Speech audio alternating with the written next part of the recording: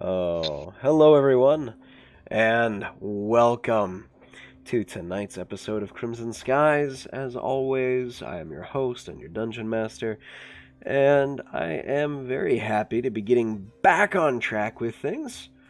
First off, being back to streaming and being back. It was a nice little vacation. I have two more coming up. But we're gonna have a good bit of time before another one occurs. So that's a thankful little bit there. I am so happy because I think tonight's session is going to be really fun. Other than that, we'll be doing 2 lore streams tomorrow and Thursday. And then Saturday and Sunday afternoon, we'll have Azure Adventurers. So, yeah, we'll be doing that. It's going to be a good damn time. So, everyone, we're going to dive right in because we have a lot of ground to cover as we have been on one of the longest days in the history of D&D. As we begin tonight, some points in order. Last week, Viamir armed a small group of children with 4 pistols and encouraged them to go down into the sewers, which they did, rather excitedly. Being led by Reiner, a hobgoblin, they went down with several other individuals. There was a human girl who was a little bit scared by the name of Lucia. There's actually several human girls. The only one who was also a non-human was the half-orc by the name of... I have to go back through. I'm sorry, everyone. I accidentally forgot to write down all the names. Frankie. There was a half-orc by the name of Frankie, a rather large, hulking half-orc for a child's size. There was another young human named Virgil, and another young human boy named Reggie, who went down. And lastly was a human girl by the name of Ginny, who went down while Viamir followed these kids. And instead of looking to Viamir for aid immediately, the kids tried to save Ginny as best as possible, as she was swarmed by a horde of rats, and one of them did try to bury itself inside of her stomach and eat her entrails after she went down. It's a pretty interesting story for a 9-year-old to tell to future generations. As Reggie quickly, at the request of Reiner, patched Ginny up and tied the wound tight, doing as much closing as possible, Viamir was given her by Frankie to carry and to keep safe. Little did they know, if they had failed, Viamir would have aided her in bringing her back to life through some means. With that, the group marched forward into the sewers and found a kobold of green scales sitting atop a giant rat, ordering and commanding these hordes of rats in the sewers. Very quickly, Reiner and the group came out and shot the kobold and the giant rat and the other small rats, killing them quickly before any of them could be brought low by these rats and killed. And soon after, Viamir taught them how to skin a rat, and Reiner removed the head of the kobold and the rat and the giant rat, carrying them both out as trophies.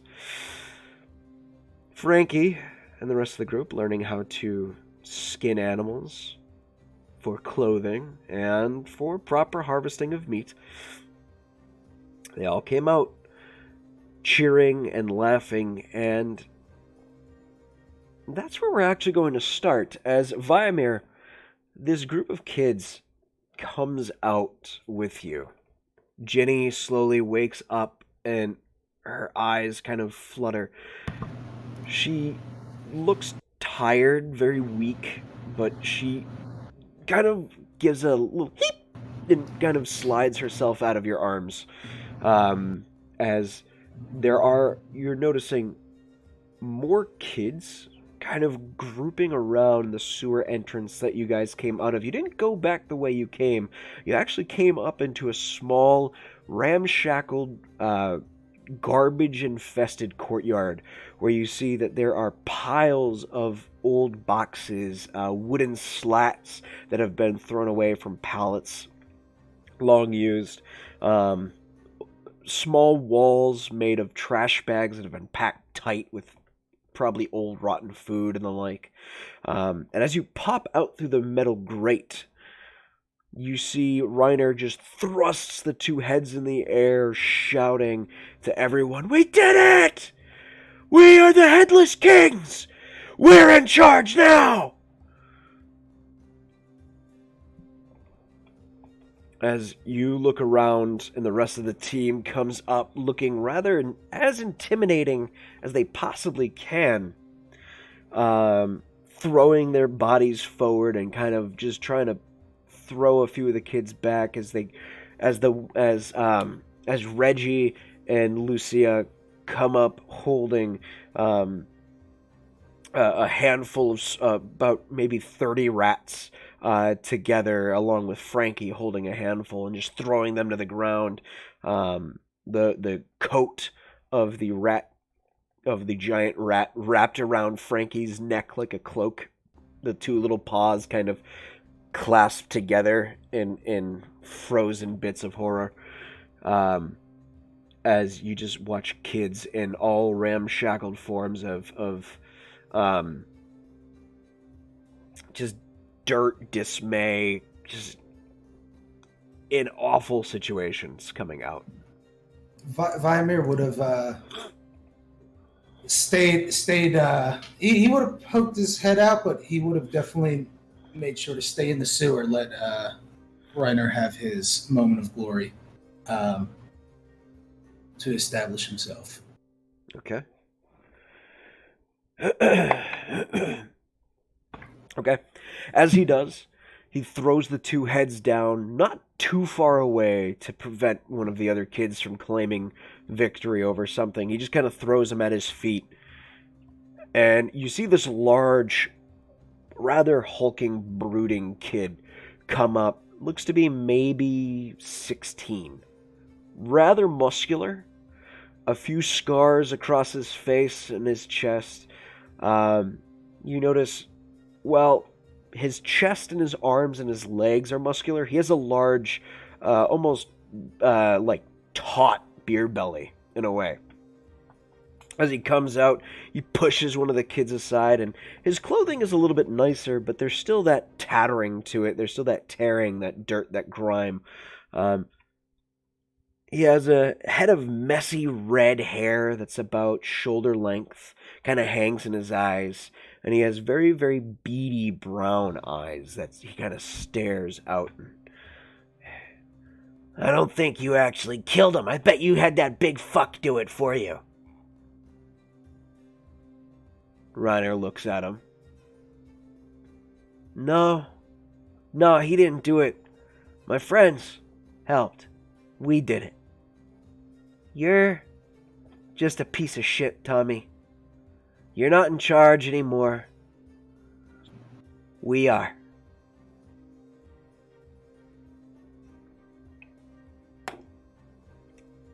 You see the group of kids kind of let out a very soft kind of like rumble and murmur.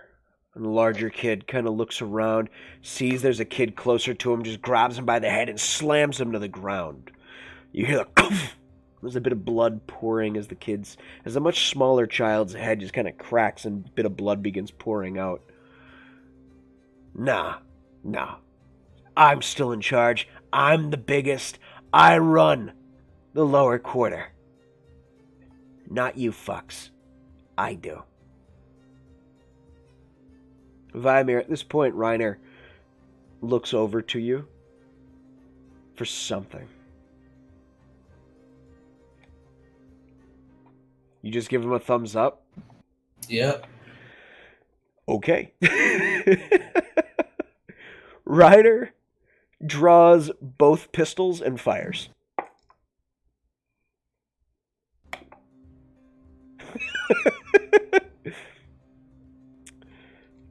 It's a natural 20 on the first roll. You my boy, Blue? And an 18 plus his mods on the second one. Let me get all those D6s. Oh, I'm down a D6. Bummer. Okay.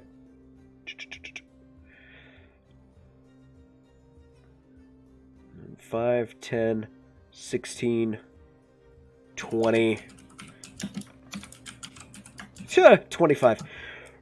Reiner fires both guns off, and this loud explosion of just gunfire echoes throughout this tiny square. A lot of the smaller kids just shrink down immediately, and both shots impact center mass, dead square center of the chest, as Tommy looks down and just, for a moment, takes in what has just happened. Stands there. And Viamir, you notice the body has actually stopped moving. There's no more breath. There's no more life. He's just standing there dead.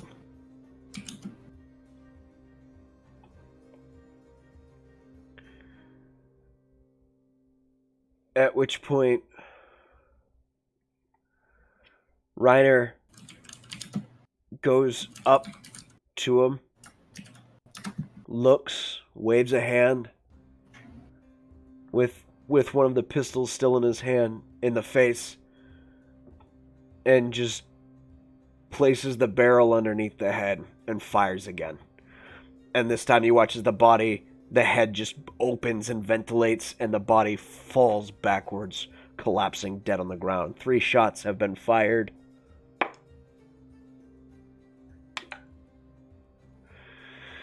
And 3 shots have been fired, and this older boy, Tommy, falls lifeless, dead on the ground. Blood just pouring out of him. The other kids quiet. And Reiner just, all right, new point of order. If we want to survive, we all have to pitch in. That's what he taught us.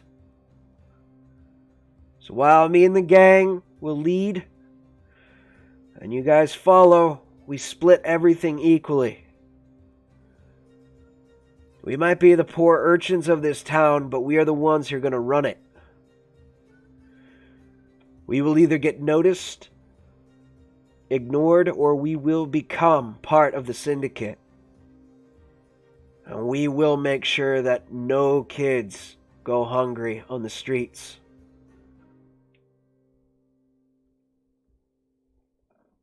There's a soft quiet for a moment. Kids start to murmur. You hear, what about the ones on the other side? What about the kids in the upper quarter? We'll put them in charge as well. We'll put them in their places. Don't you worry. We will run the urchins of this town. We will make sure the streets are safe for us. No more beatings from any of these bastards that refuse to give us food so we can survive. No. No more of that. We're in charge. The kids, at this point, erupt in a cheer and start coming out. At this point, Viamir, you do begin to pick up, your ears being a little more trained than these kids, the sound of booted footsteps coming in this direction. Not a few, but a lot. Hide the body into the sewers. Flee. Okay, you heard him. And you see about 30 kids come out as like a small wave of bodies grab Tommy and start dragging him into the sewers as they start just falling in like rats themselves. as you just hear, "Headless Kings!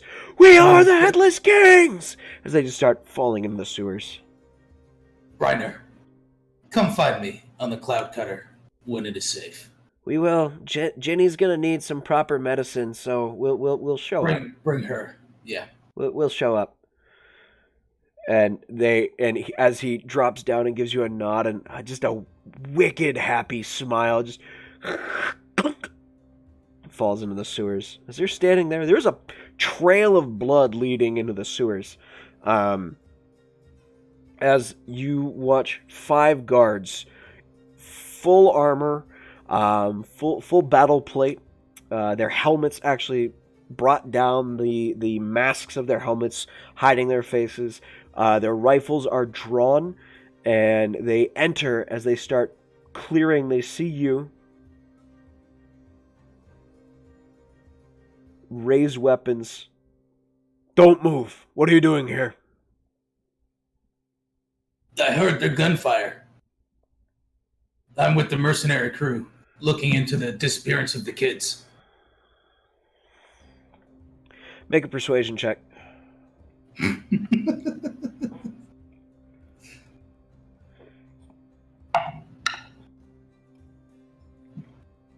12. Okay. One moment. You hear go silent, but you see there's communication as a few of them nod and keep rifles aimed at you. And you see his hand kind of tap to his wrist a few times. Vladimir, just sit down. Okay, you sit down. The rifles follow you down, and about 5 minutes later, what is your name? My name is Vladimir. You're clear. What can you tell us about the bloodstain? I literally, I heard the gunshot and so I just came over here looking for it. It looks like a bloodstain. It leads. Does it clearly lead into the sewer? Yeah. It goes into. I was about to go into the sewer to see what was going on. Very well. We'll send a team into the sewers to investigate. I talked to some of the locals. I just want you guys to be careful. They said something about a rat king in the sewers. So I don't know if that's who's taking the kids or what, but that's what I thought when I heard it. So Understood. Thank you for your help. About your business. And they lower rifles, turn, and start making their way. Just can I get your name so I can let my boss know that I handed this off to you, because he'd be mad if I just leave this here. You know what I'm saying? But you guys are clearly in charge. Captain August. Captain August. Captain August, can you write that down for me and put it on a slip of paper? He reaches into his utility belt and pulls out a business card and just hands it to you.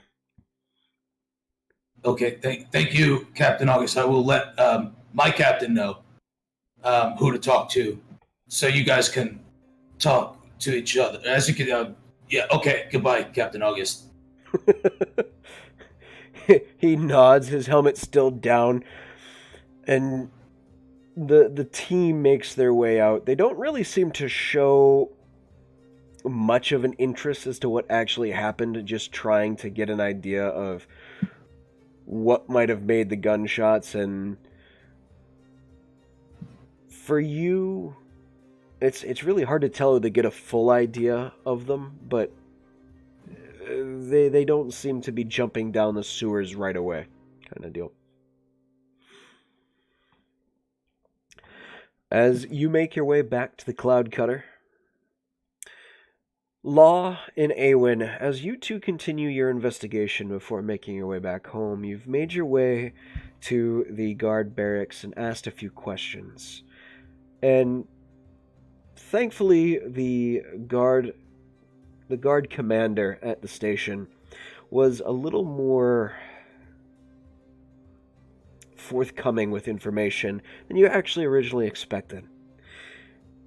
What you have found out is that each of these kids that has gone missing somehow and in some way has blood relating to Glenlock. That could be being from a family that is from Glenlock and might not have direct drow blood, but there has to be some in there somewhere.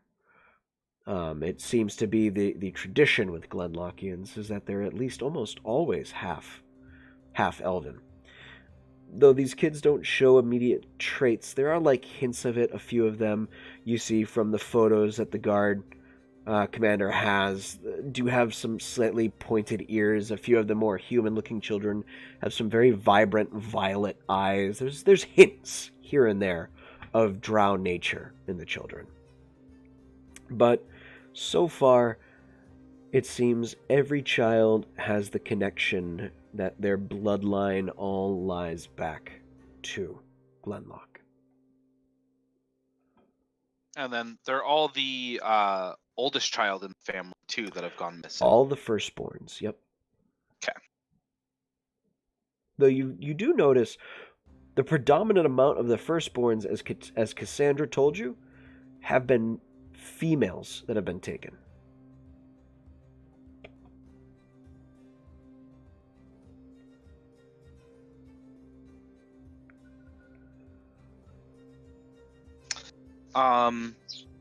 So in getting that information, I would follow up with the captain of the guard. Do we have any records of other drow bloodlines that have come from Glenlock who have children? Can we narrow down where the next target might be?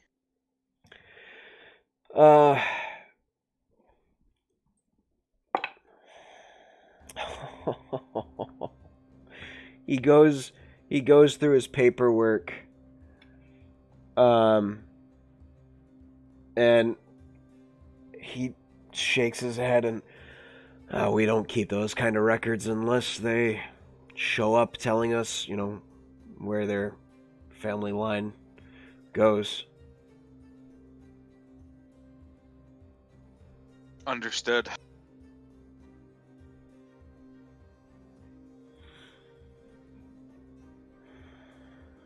Sorry we can't help you with more, but I do wish you the best of luck. Thank you. Yeah, we've got quite a bit of information already. We're gonna see what we can do with that, and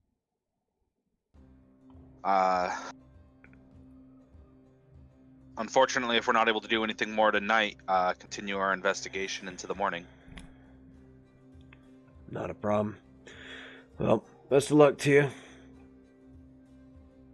As you guys head off for the evening, making your way back to the Cloud Cutter, the crew convenes together. Everyone, after making short trips to their own rooms.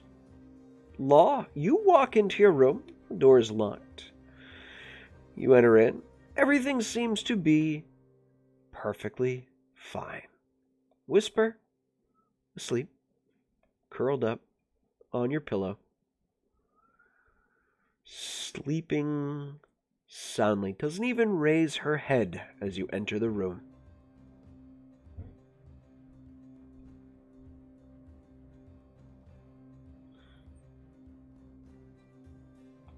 He'll put down his things, give the sleeping cat a tiny little rub on the head, and then go to meet the rest of the crew. As you do, the head pops up and the paws kind of come up and just before falling back down and just curling up into a tighter ball and almost disappearing into itself like a fuzzy wuzzy caterpillar. The little black and brown caterpillars kind of like curling up.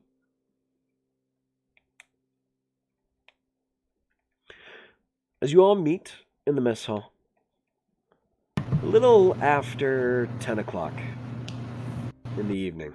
You've had dinner, you've had rest, and some of your crew is returning. Some are still out on jobs. Seems there is some decent work in the town that's not completely unimportant, but enough. Some come in telling stories of hunting a few pack of wild wolves that have been causing a mess. Turns out that they were rabid, had to be put down, couldn't be relocated, unfortunately. There was some scavenging and a quick little escorting off of the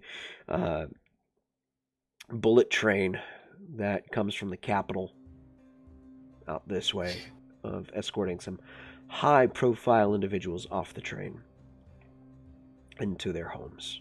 Seems that some have some escorting bodyguard duty, and at least have the nights off. Other than that, you all find yourselves sitting around a table, just past 10:30.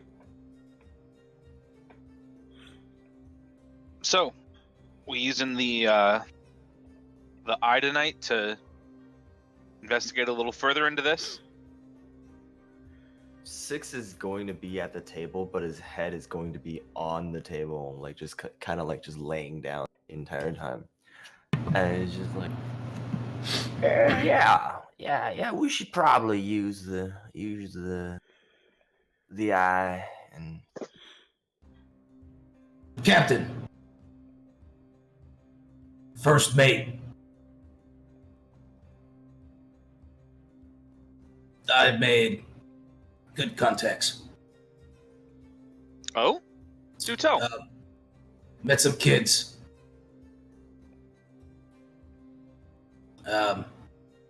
They want to join this syndicate.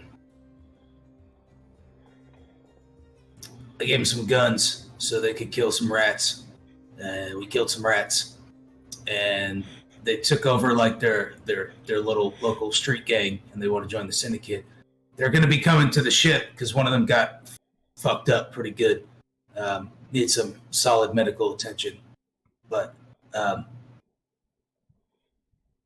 yeah, once they get in the syndicate, we can like use that to stuff. Also, Captain, this is more yours. I met another captain of the guard, and I hand him the business card. Okay. Captain, spring, August, winter, summer. You're muted, Awen.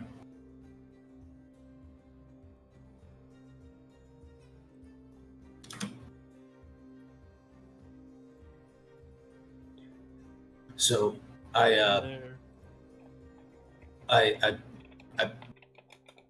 the kids. Well, I honestly just did it to help him. But when he said he wanted to join the syndicate, and that one guy that was spying on us was from the syndicate, I thought if he can get into the syndicate or get us a contact, then maybe we can use that to hunt them as well.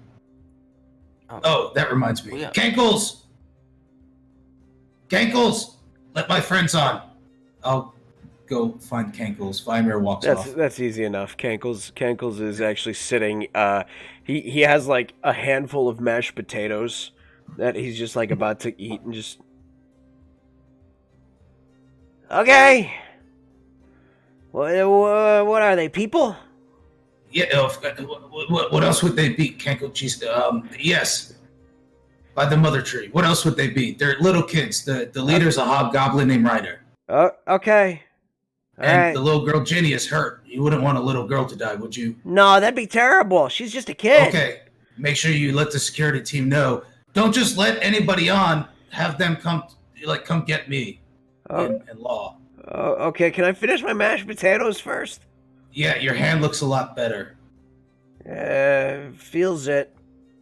Good. We just kinda... do have forks.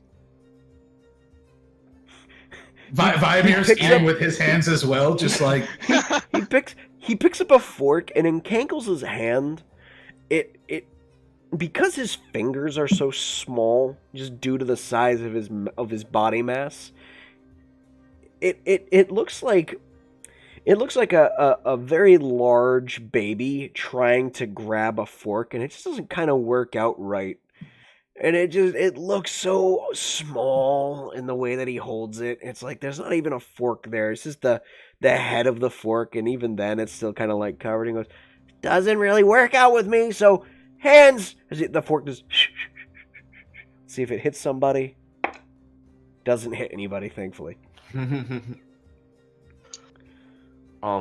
At this time, Six is gonna kind of like wake up a little bit and just turn over to Sin and be like,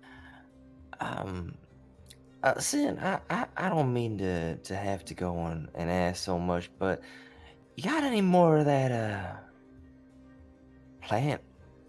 Whatever that plant was, you got any more of those?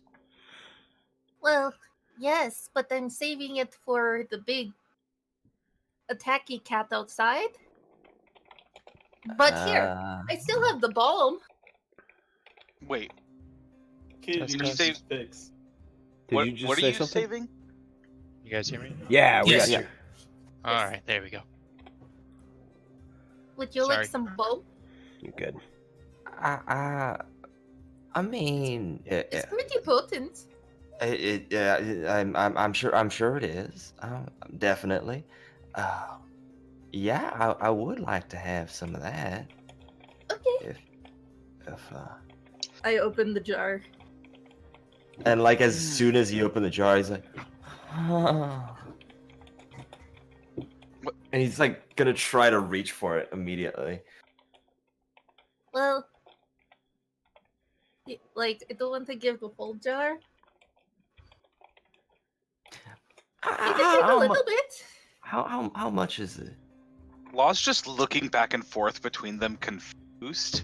Um, What is that? oh, Frankly, It's I lamp. don't know.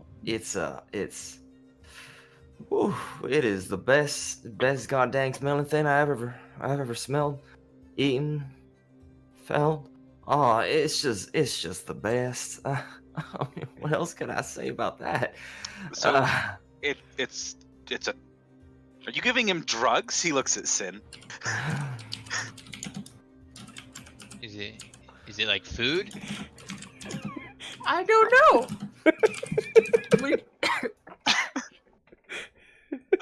I guess you could try some. And I like use mage hand to dip my finger or the mage hand into the jar, and I bring the mage hand over to his face. Does it look like smelled drugs? Looks Would like you a, like? it looks like a muscle rub or maybe lip balm that you could pull out. It's kind of like in a globule though. It's okay. So you have some kind of fancy lip balm. Sure. As I like take the globule off the mage hand and just go. That kink in your neck disappears. It melts away. Everything just goes perfectly right. I'm just gonna lay down on the bench a little bit more. And it's like, yeah, we should probably use the eye. He on looks the thing that tired. we found. He looks tired. No, I'm not tired. But Definitely Captain, not tired. here, the business card, that's Captain August. I ran into him in the streets. Did he tell you? Did he give you any information about? Well, to the be kids, perfectly or- honest, I was covering up for the kids I gave guns to. They killed another kid to take over the gang. Yeah, you were saying that, and then you said the kids are coming here, but Yeah. So you got kids to join the syndicate so that we could learn about the syndicate. So they're kind of like spies. Well, I don't know. I didn't think about it all the way through. Like, that's your job, right? That's why I brought it up here. So wait. So you. We just got done, we're so worried about having bounties on our crew. So you went and found some kids, gave them guns, had them shoot somebody, and then I didn't told make to them come shoot hang out with anyone. us. Yeah.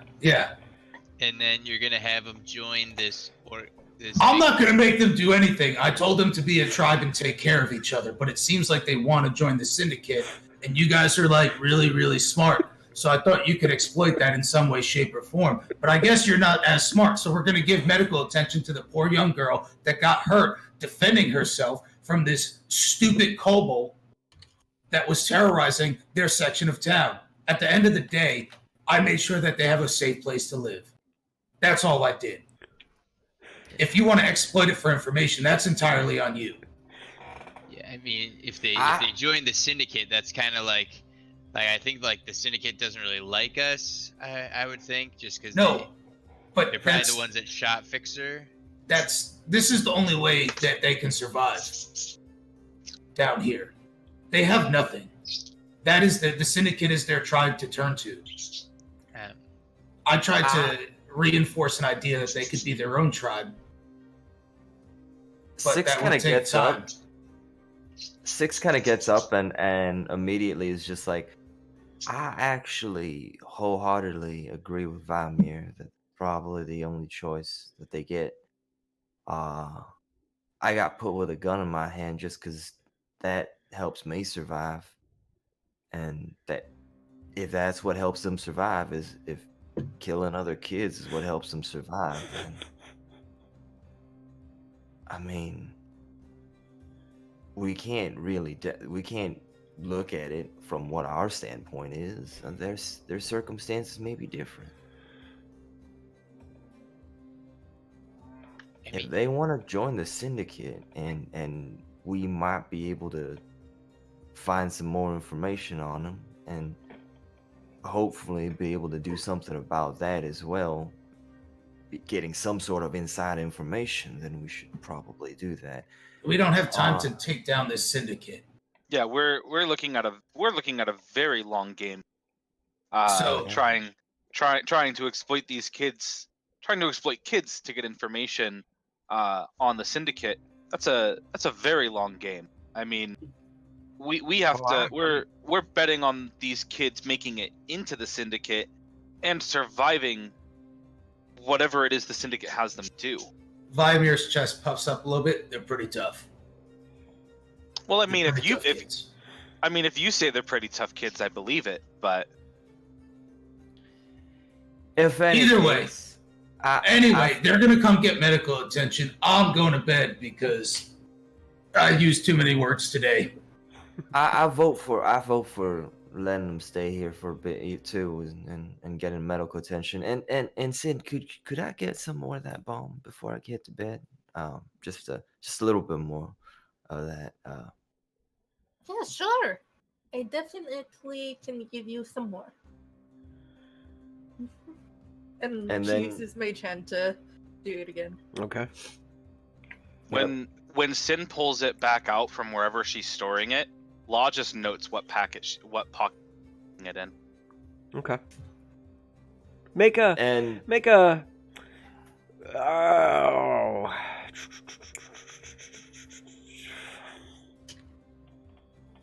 perception check versus Sin. What's your passive stealth? Passive stealth? Yeah. Well. Well, that's good because I got a 13 on perception. Okay, you know what pocket she's hiding that in. Six does this like really quick hand swipe to go and swipe anything off of that mage hand, and just like slowly saunters back into his room. Okay. While just rubbing himself, it's like smelling and everything, just continuously. It's gonna be a good day. It's gonna be a good night. Once he's gone, Fixer's just shakes his head a second, and are we gonna have to have an intervention for him? Seriously, what is that stuff? How much do you want to pay me to find out what it is? pay you? Yeah. It's bad enough our engine crew is drunk all the time. We don't need the gun guy freaking being a druggie too. Drunking Law and fixing go hand in hand, I'm telling you. Law will sidle up next to Sin, just like get really close to her and put an arm around her. Hi. How about I pay you with a kiss? No. No? Nope. Rejected. Make an ego check. Make an ego check. How much psychic damage? I was expecting her to say no. He'll lean in to kiss her on the cheek anyway, and as he does, he's gonna try and pickpocket her. Okay, perception versus sleight of hand. I know. Uh-huh. Just passive perception? Nope, roll for it. Oh. Yay. What do we have, Law? Boy. Well, as a note, I just used my last luck of the day. Mhm. But we have another Because hour why and the a fuck half. not? But I have a 22 on sleight of hand. Okay. Okay, I rolled an 18 minus 2. Okay. What a 16. Okay.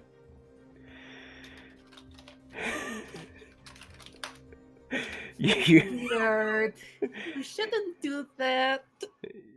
And then I pressed it to digitate sparks into his face. okay? You get blinded a little bit, just kind of like shit. She just jubilees you in the face a little bit, just.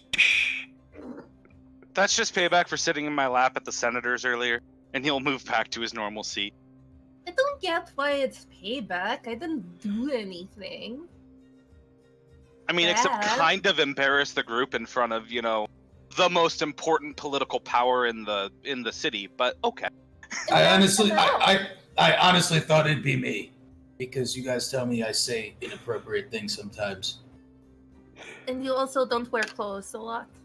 I'm wearing full armor as we speak. I know. Anyway, But I've seen you naked.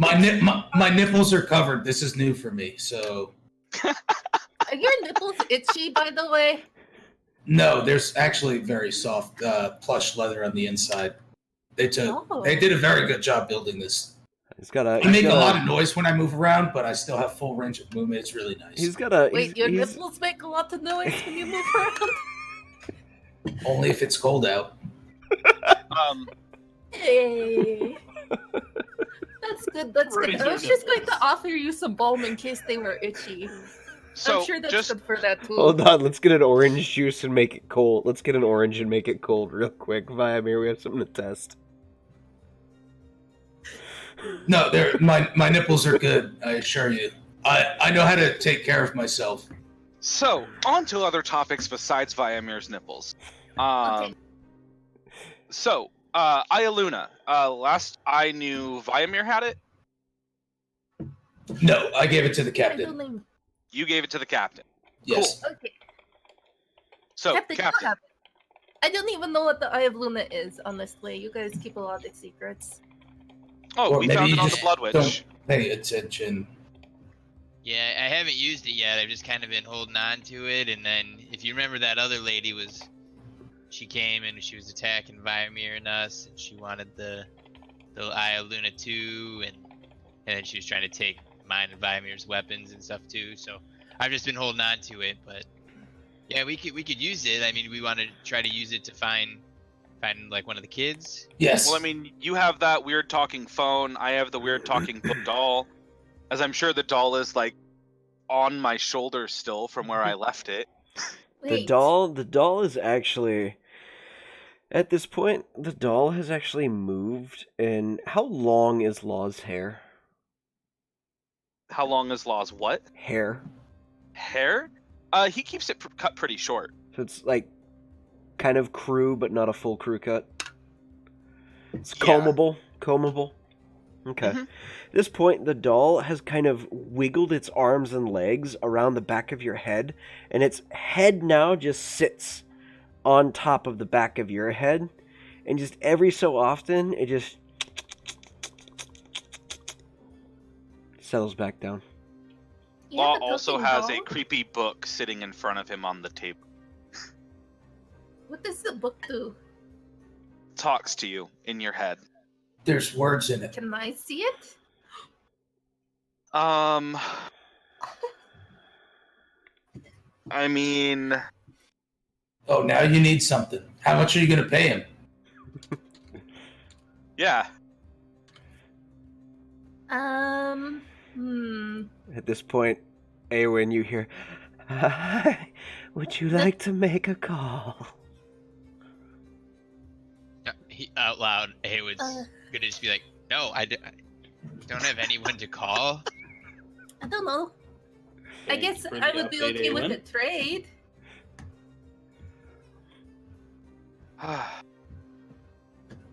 I'll hold on to these for now. They need to go back to their owners anyway. Well, we Then why did you could take use them? them because we could use them to maybe find the kids.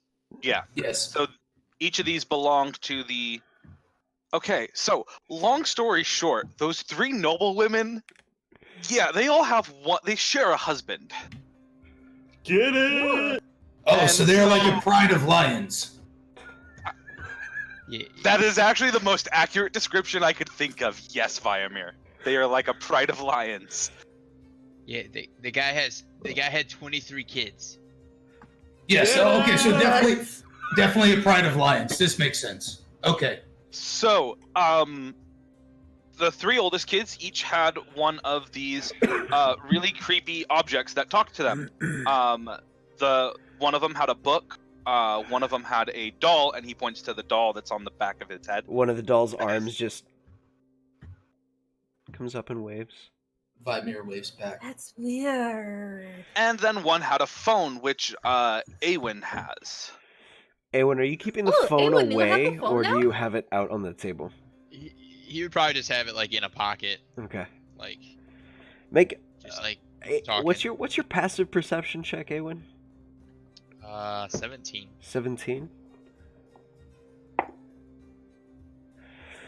Okay.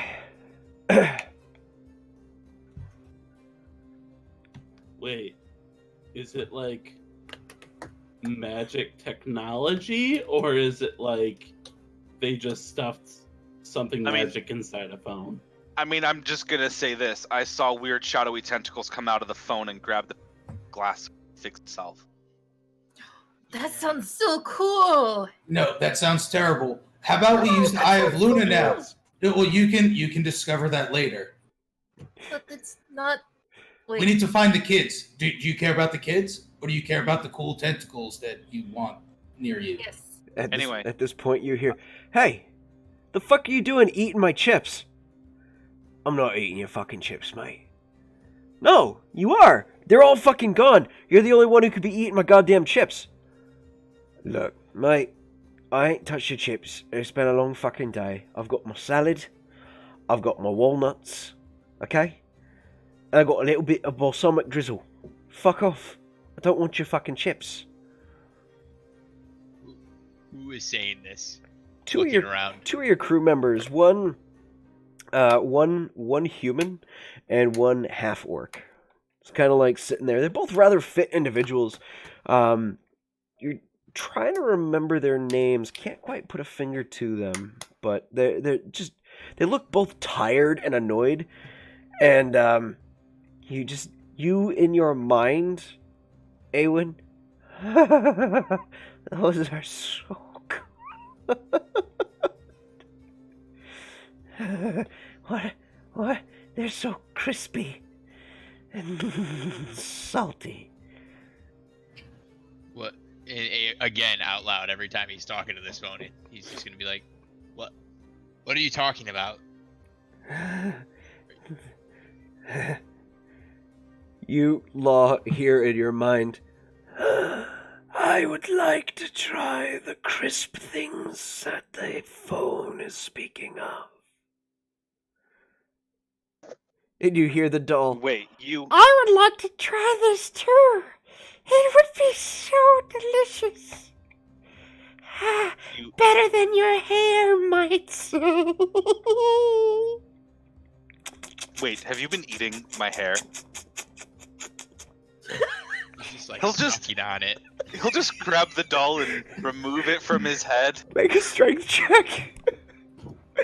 As all of a sudden you feel this tug as you go to pull out as it's holding onto your head, and you feel a bit of your hair get pulled with its mouth as well. 9. It rolled a 13 plus 2. You are not able Yeah. to pull this doll off your head. It has a +2 to strength. That thing has more strength than I fucking have. Chucky doll. Awen's gonna reach in his pocket for the phone to take it out. You reach in your pocket, pull the phone out. It's a little salty and a little greasy. You notice you've got There we crumbs go. in your pocket too. Crumbs in the pocket, and as he pulls it out, he's gonna be like, "Did you eat the chips?" And he kind of like looks around. Yeah. Law will put his hand up and signal Ebgarn. Ebgard looks out. Yeah. Could we get a couple plates of chips? On Please. it. Thank you, bud. Starts making a few baskets full of chips. Pours them into one large cistern and just sends one of his crew out and delivers it. And it is a good sized bowl. He figured all of you are wanting some chips, so there's probably real life equivalent, probably 4 bags of like freshly cooked Lay's potato chips inside of this little cistern here that he gives you. All right. Full bags of chips, so that's like 27 chips. That's pretty good. The shade! Ouch! Somebody bought a bag of chips the other day and was terrified. Oh, that's that air treatment. Go ahead and take inspiration. You can take DM inspiration for that. Fucking hell. So Law will open the creepy book. As you do, all of you around who haven't seen this already watch as a face just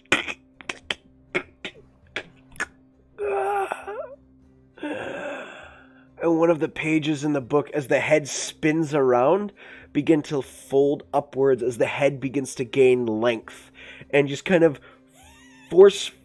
just puts the book's face into the cistern, and you just hear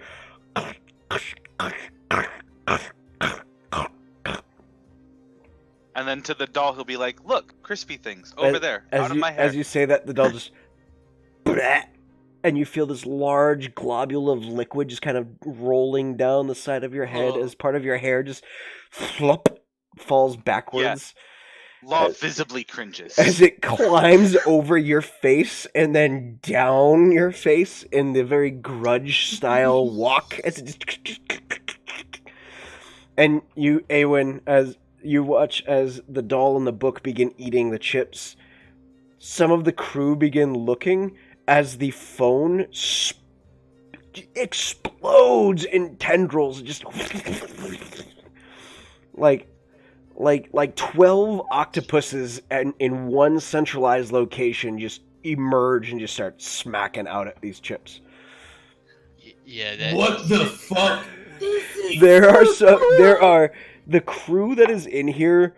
Yeah, that's a 5. The crew's morale immediately flips to a panic and runs the fuck out. Some very hardened pirates are just like, "No, fuck that, we're out." Literally, one of them looks at you and just, "You know what, guys? Bosses meeting? You can just call it when you want to have a bosses meeting. You don't want anybody around." Cool, great. And they all just... Where the fuck did you get this? These from the nobles' kids. Yeah, they were in the kids' rooms, and they have an attachment to the kids. Well then, fucking use the Eye of Luna and hurry up and return them. This is disgusting. That's what we were just saying. We gotta wait till midnight so we could use the Eye of Luna, and we could use it with these. Just think really hard, and Vimir walks away. As At you this say point, that, Law Vimir, gets up. the doll stands up inside the middle of the chip bowl and looks at you with like 5 chips on each hand in the shape of claws. It just opens its mouth where you see these pointed little felt teeth and just... How quickly have they gone through this like big thing of chips? It's about halfway through and they've only been at it for a minute. Yeah, Law's just gonna go into the kitchen with Ebgarn and just be like, "Don't freak out. I know you've seen worse because we found you inside of a barrel. Just Memories. keep the chips coming, and don't freak out when you see what's at our table." He looks out the door. I'd rather be in the barrel. And just goes to start making more and more chips. Vimir, I promise this is temporary. It's so better you, fucking- you Part said of the that, contract. you said that there were wolves and shit, yeah? Yeah, some of the crew had hunted some wolves. They, for fear of the meat being kind of tainted, they left the meat. They have brought the hides, made sure the hides were clean. They have actually taken the hides to a tanner to work. So are there woods nearby? There's woods nearby, yeah. The Dullahan operates as a lumber and mining town, as well as some light fishing. It's not the biggest. Vimir will go on a walk. Okay, so you're heading out of the city? Yeah, into the woods. Okay. Fixer will attempt to sneakily, while the book is distracted, identify it. Okay.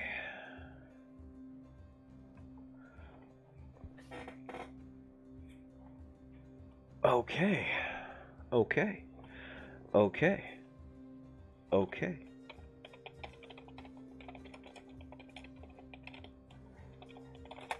This just And opened... none of this waiting on the ritual stuff. He's casting it.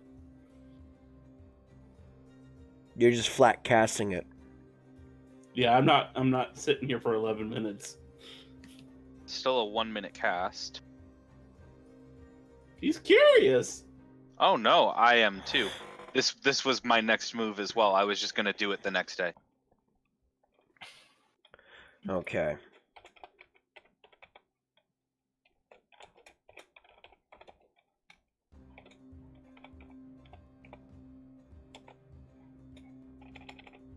Hold on. Just in case you're doing all... Are you going to do all of them? Just the book. Okay. Well, And Law we'll coming at least back. start. Yeah, well, Law coming back and seeing Fixer in the process of identifying the book, because it is a whole 1-minute cast, would attempt to keep his hands on the doll long enough to identify that as well. And I will also say screw the ritual casting and burn Okay. the spell slot on it. Okay. So it's 1 minute rather than 11. Okay. Trying to be stealthy. Fixer, make a stealth check.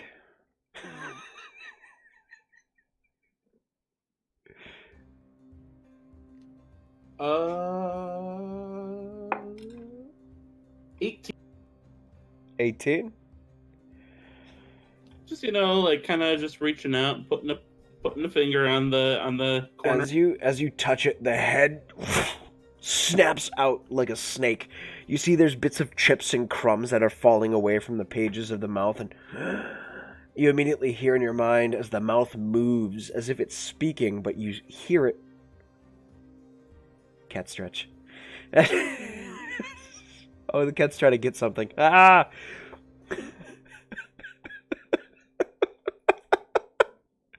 Do you have attention deficit? I saw the cat, and to be honest, we have watched this cat grow up from a kitten, and I've loved every step of it, every single step of it.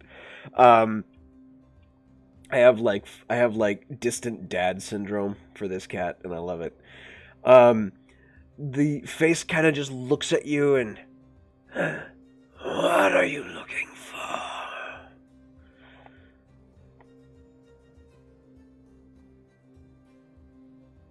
Hey, look, chips. I am not a stupid one you think I am. I am not the phone, nor am I the doll. You are the mighty book, which is why I think that you deserve recognition for how amazing you are. Make a persuasion check.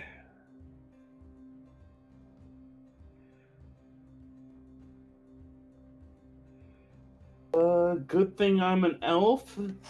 22. Fine. Continue with your spell, elf. The head Thank you. shimmers down. To cover bases, the phone's name is there, but until you tell me you're doing all the devices. Giagra is the name of the book. Shusas is the name of the doll. The doll does not speak. The doll actually giggles in your ears, Law, as you touch it. And you see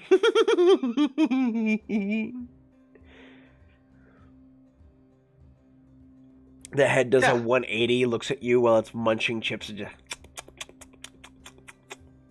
I'm just smiling at it as I mutter the incantation while I'm touching it. Okay. Both of you make Arcana checks. Let's see what you find out.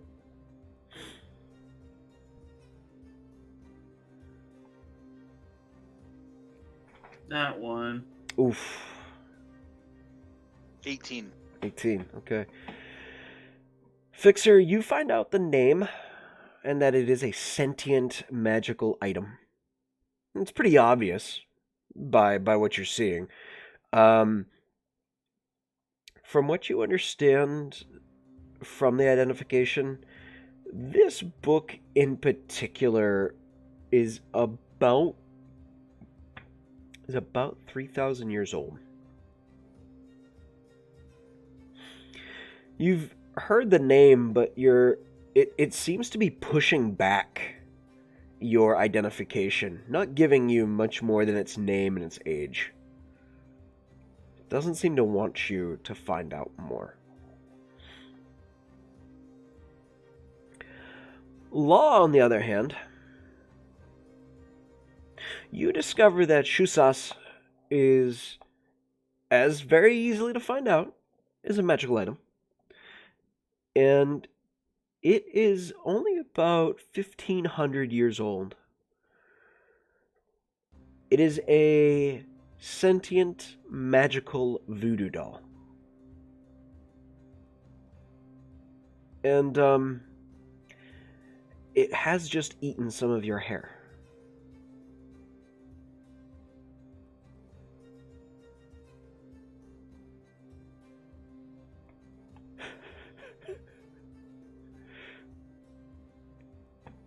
Okay, no one let anything happen to this doll. Like, that's the first thing out of his mouth when he finishes. What happened? Why? Fixer pulls out his gun and shoots it. Do you? Make an attack roll. Make an attack roll. He doesn't know that it's a voodoo doll. I'm getting ready to explain that. It's a voodoo doll. Fixer now pulls out his gun and shoots it. Okay, make an attack roll. So that's like it's like a doll that's tied. What'd to you a roll? person. 5 Plus.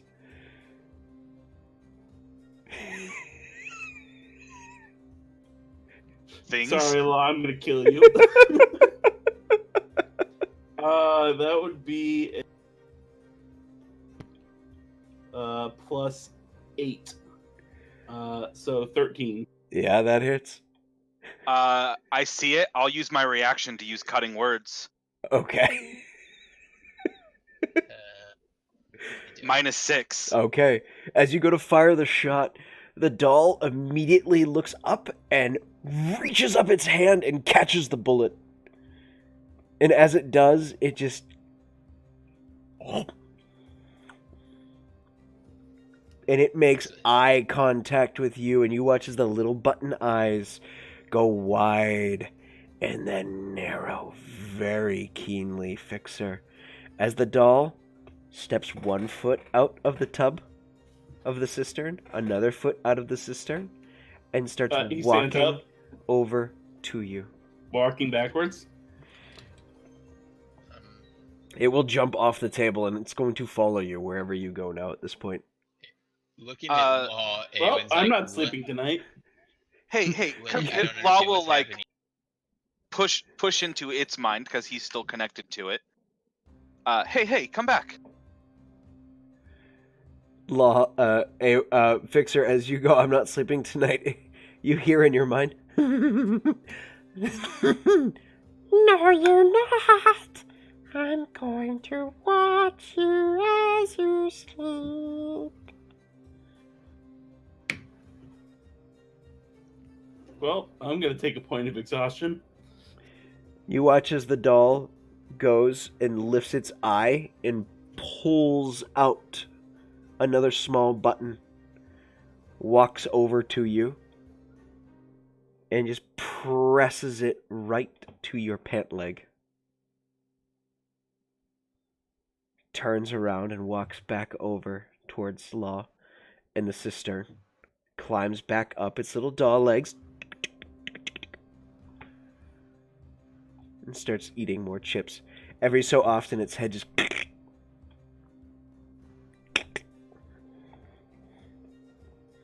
You guys find such cool things.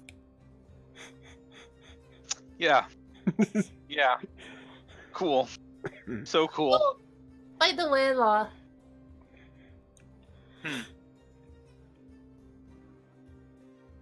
I press to digitate the glop of grossness off the back of his head.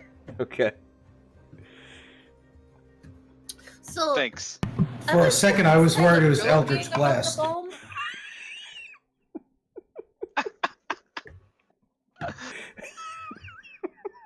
I was missed what you joking about missed the what you said, bomb. Sin.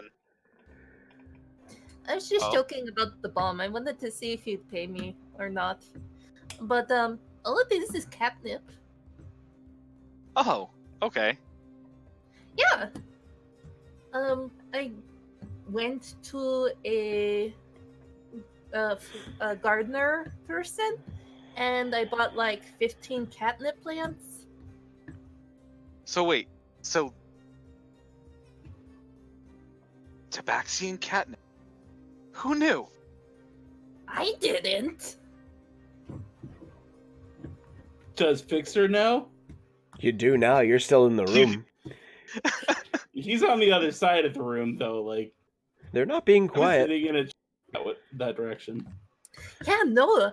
So, I mean, I gave 6 to the 2 catnip plants earlier, and I have another 13. But I was planning on because the kidnapped children, you know. But then there was also the weird black giant cat thing, or The many- displacer beasts? Yeah, I want to see if the catnip would work on displacer beasts.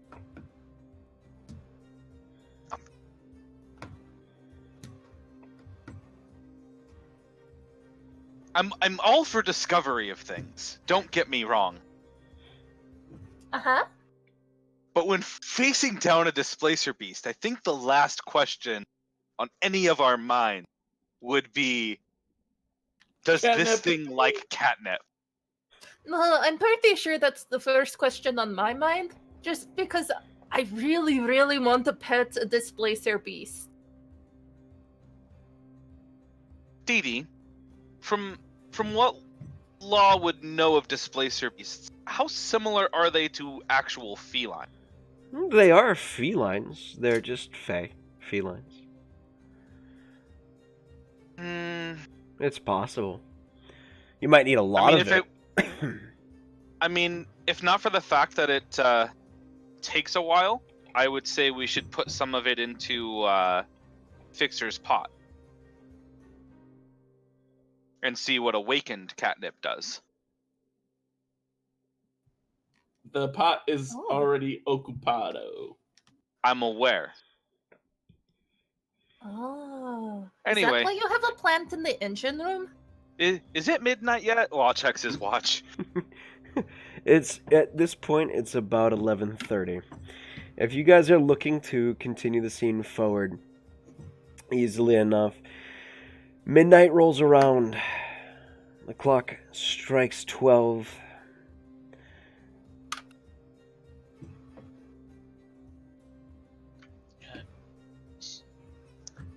So should we try the Eye of Luna, and I could use the phone, and we can. Yeah, we can use whichever one. In theory, scrying on any of the kids would let us know if they're alive. This one, the book, shows us the very first kid who was kidnapped.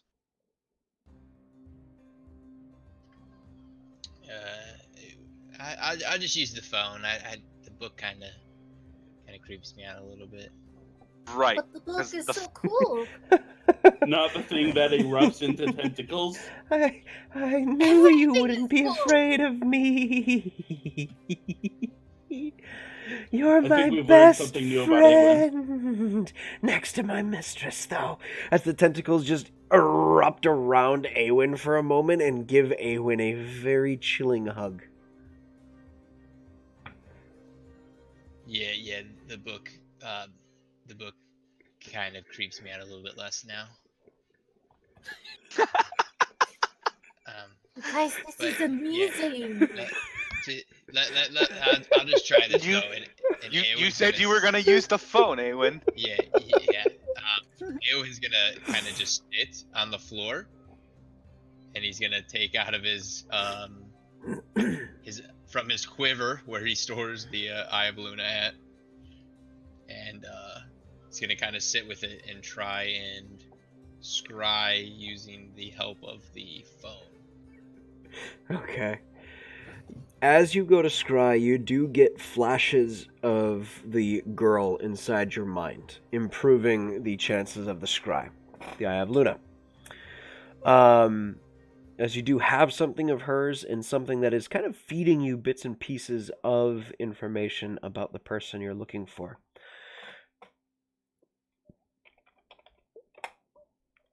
As you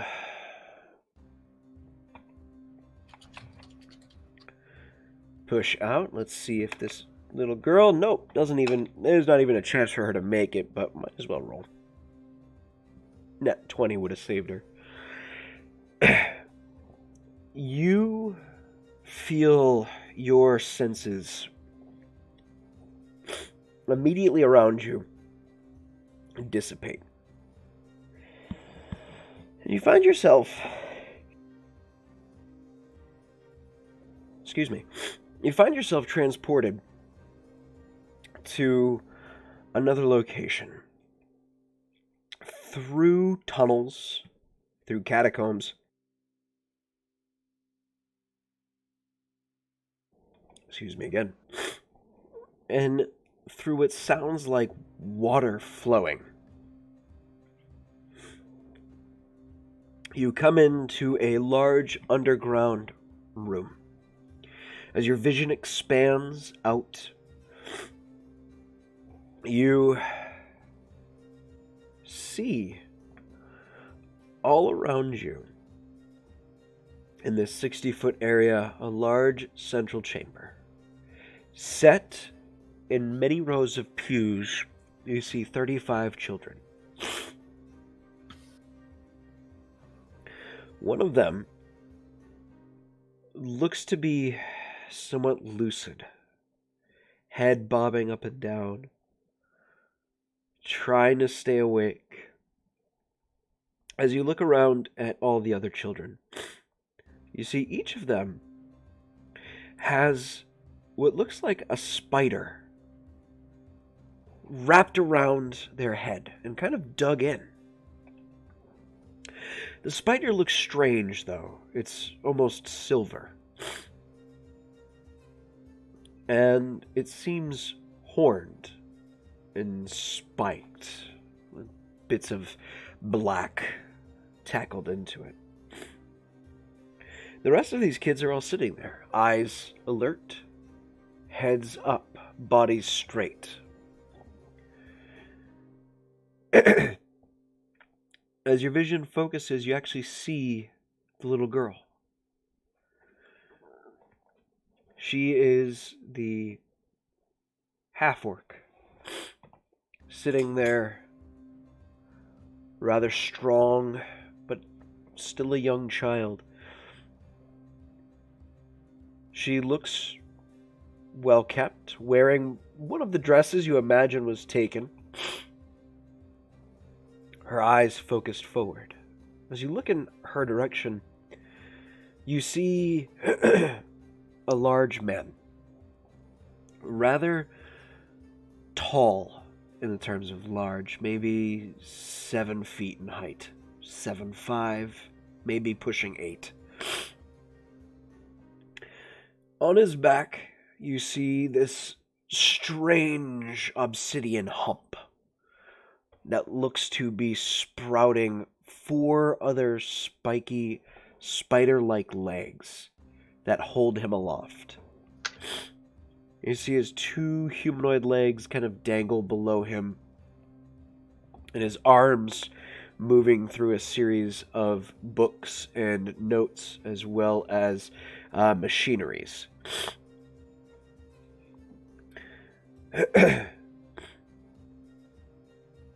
As you sit there,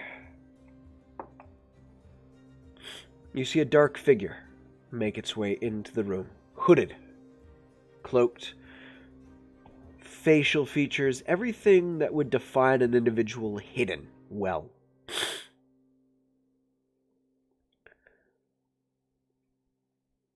You hear the sound of footprints, of boots clicking on tile. Is it done yet?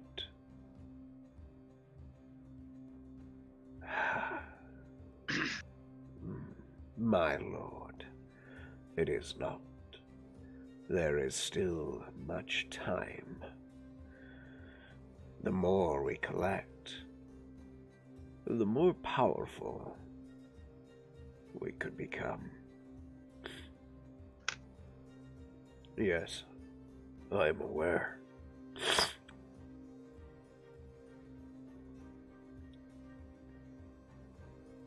See that it's done as quickly as you can. The rest of them should be ready soon, yes? Ah, yes, indeed. These 2. As you see the first girl, the human girl, come out from behind a doorway, followed by what appears to be a small half tiefling, half drow child, make their way out. They both stand there and look up, and in unison, perfectly. My lord, it is good to see you. Please direct us into what you need done. The cloaked figure looks down. Good. I want you to return to your homes. Tell your families everything is fine. You will await further orders from me, my little children. Understood, my lord. With that, you see the spiders that are on their heads detach and fall. You hear a loud clang, fall to the ground. They seem to power down.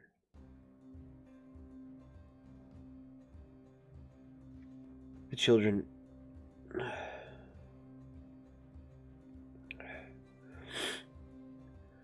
They look around. They see the other kids. And in unison, "Bye, everyone. We'll see you later. We'll have a play date. Have a good time." And the figure leads them outward as the cloaked individual stays.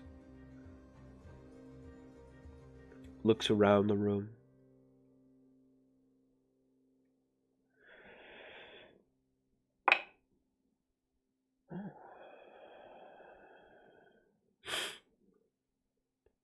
And looks in your direction, Awen. And makes direct eye contact with you.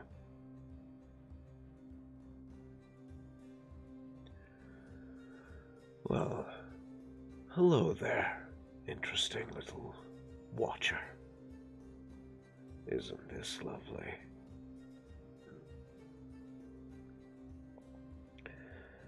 I think it's time you take your nosy eyes somewhere else." As he flicks his hand, you are shunted out of the vision.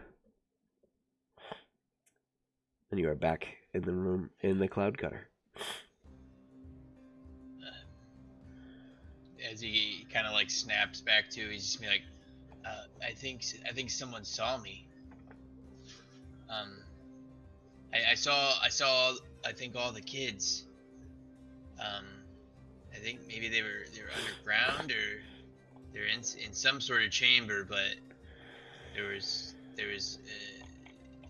a guy, and then the kids, they all had the spiders on their head, and I think two of the kids are gonna go back home, but that's what the guy had commanded them to do. So I don't know how we find them. You said two of the kids are going home? Yeah, there was like one of the, like I think it was a human kid, and then like a tiefling kind of like drow type kid, and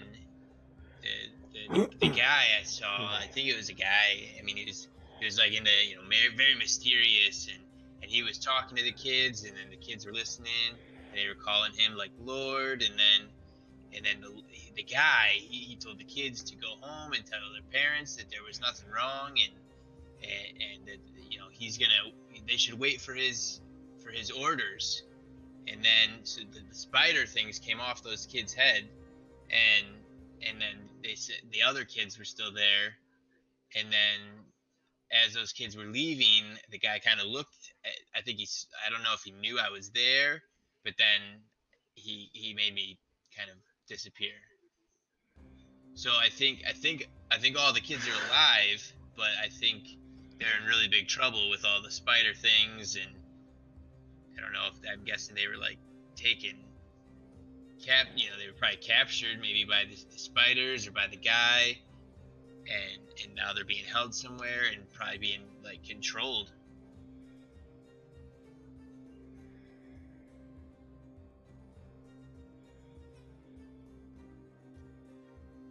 If he made you go away and you didn't end the spell yourself, I think it's safe to assume that he saw you. Yeah. Yeah, he was like looking like right in my direction. Like he like if I was like standing there, he was like looking at me, and then he like I think he was talking to me, and then he like made like a hand motion, and then it kind of pushed me out.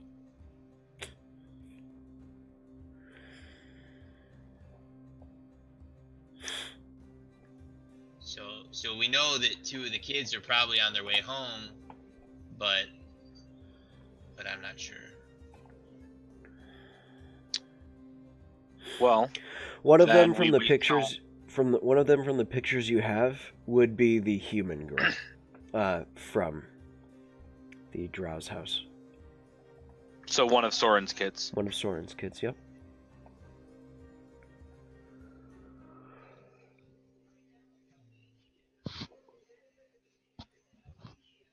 Is that Orin?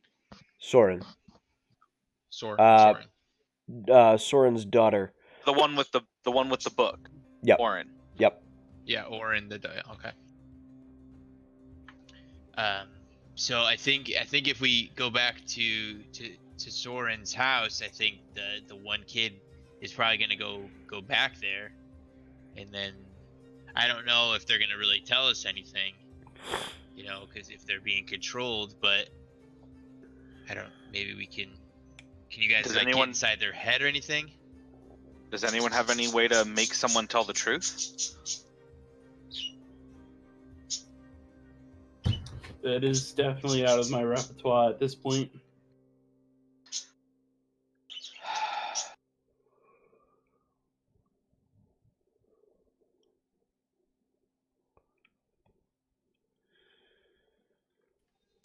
So do we just maybe wait till like in the morning and go back and see if the kid's already returned, and then maybe Soren will let us talk to the kid. I don't know. But I don't know if the kid will tell us anything. Without some form of, if it's dispelling a spell or making them tell truth or anything like that, without something that'll do that, I doubt that we'd gather any information from it.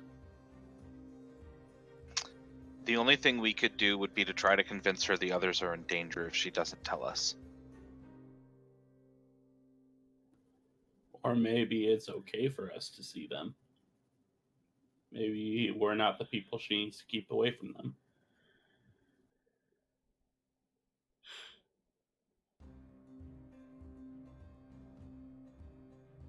We're trying to help her lord or something. I say we sleep on it and then go back to Soren's place tomorrow.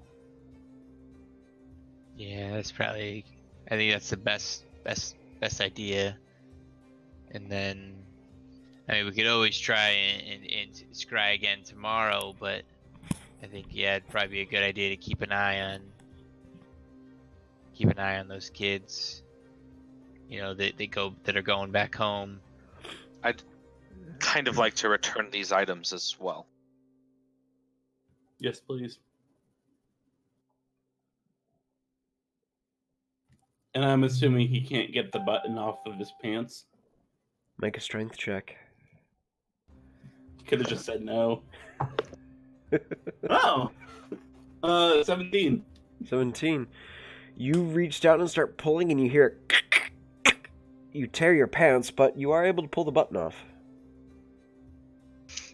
As you do this, the doll sprints out of the room.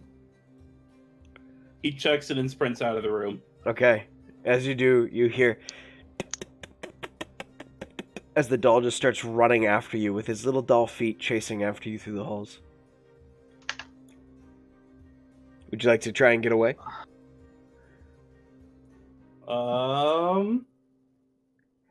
Let's see. Make a stealth check if you'd like to try and get away from this doll.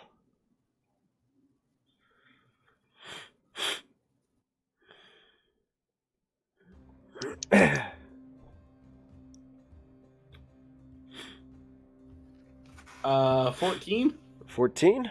Okay. You continue to hear... Where are you going to hide? He casts Spider Climb on himself and then runs to the underside of the ship. Okay. As you do. Just kind of hangs there. As you run underneath the ship and try and hide, the doll follows you out. You see, the doll is walking around on the ground. Stops underneath you for a second. I know where you are. I know you have to sleep. I will find you. No matter what you think. The doll then turns and makes its way up the steps.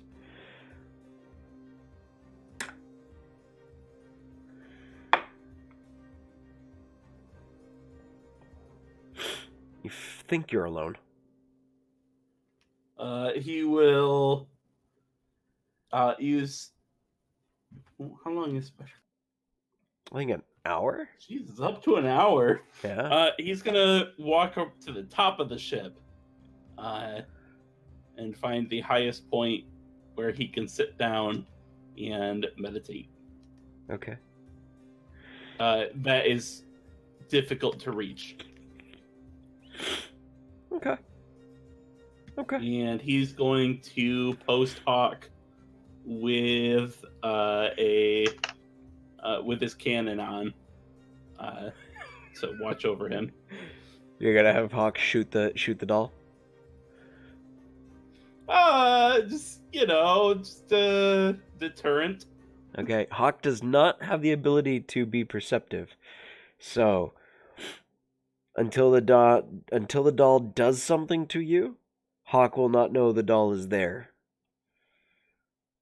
But you do have like a little mini turret there, just in case, already pre-deployed. I'm okay with that. Okay. You start meditating. The hours pass by, and a new dawn comes. And as you come out of your meditation fixer, the doll is sitting right on your lap, looking at you. Oh, God damn it. And skitters like fucking lightning speed down into the bridge and vanishes from sight. The rest of you, all achieving a long rest, getting a good night's sleep. The next day comes around. Viamir, as you're out in the woods, however, a little bit of time winding back, you find a place to sit and to get some rest for the evening. I don't rest out there. I can't be cooped up, so Vladimir just walks for a little bit, enjoying the less tainted air of the city. Okay. Trying to enjoy the stars and the nature. How long do you spend out in the forest? I imagine his internal clock is pretty good. As far as when he gets tired. Being one with Say nature. again? Being Yeah. one with nature, yeah. So he would walk until he felt it was time to retire for the evening, then go back to the ship. Okay. Just as you're about to leave, there is a subtle voice. Hello there. What brings you Hello. out here this evening? Enjoying nature. Ah. Another brother of the woods, it seems. More or less. You carry a smell about you that's very particular. Yeah, my crew tells me the same thing. No, it's not that. You smell of a world tree. Not just one, but two. Interesting.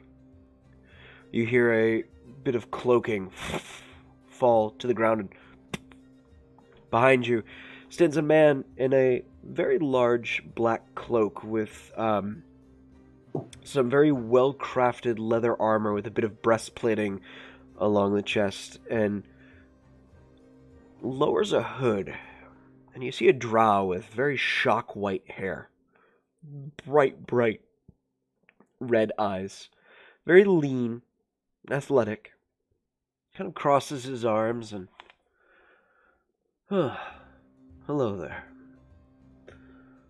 My name is Varen. It's quite a pleasure to meet you. Hello, Varen. I am Vimir. Vimir. It's a pleasure. Where do you call home? The Cloud Cutter. No.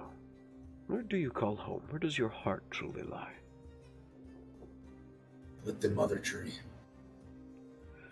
With that, his eyes kind of widen and... Well then. That puts you from Eastholm. Very interesting. You're the first one I've met from there. Those of us out of the Ebon Pine find it a little difficult to meet folks from the homeland. There are not many from the homeland. So I've heard. So I've heard. That you hear a very loud as you watch as a large six-legged cat makes its way, black as night, eyes bright green, and two tentacles. Would you like to ride with me for the evening? Where is it we're going? There are some spiders. They're rather difficult to kill. They're not like normal spiders.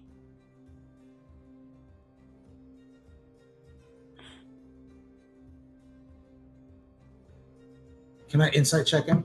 Certainly. And I want to insight check his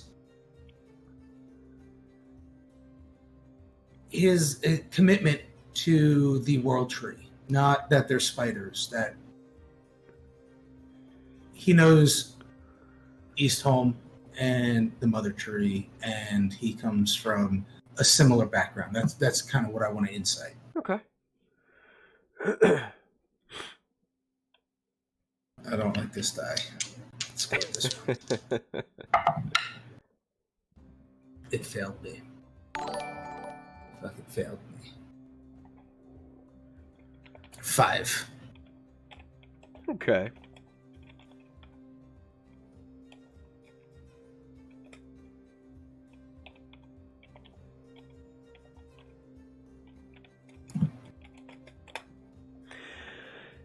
As you try and get a read on him, there's not... You don't sense much of a connection to the World Tree or to the Mother Tree. Whereas he does feel the connection between the Ebon Pine and the World Tree. There is that distinction. You feel that bond of kinship between the two of you, but you're definitely not certain if he's dedicated to the World Tree or not.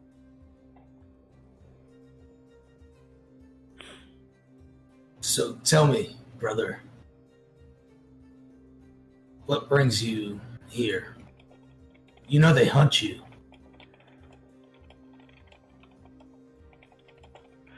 I do, yes. But that's because they're afraid of the pack and I. We are simply out here to, well, remove this spider threat. They don't see it. They stay behind their walls. I see it.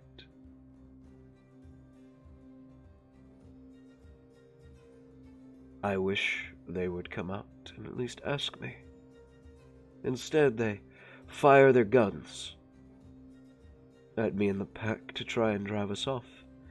Little do they know that their spiders are crawling up their walls every night and leaving with a small little bundle of web.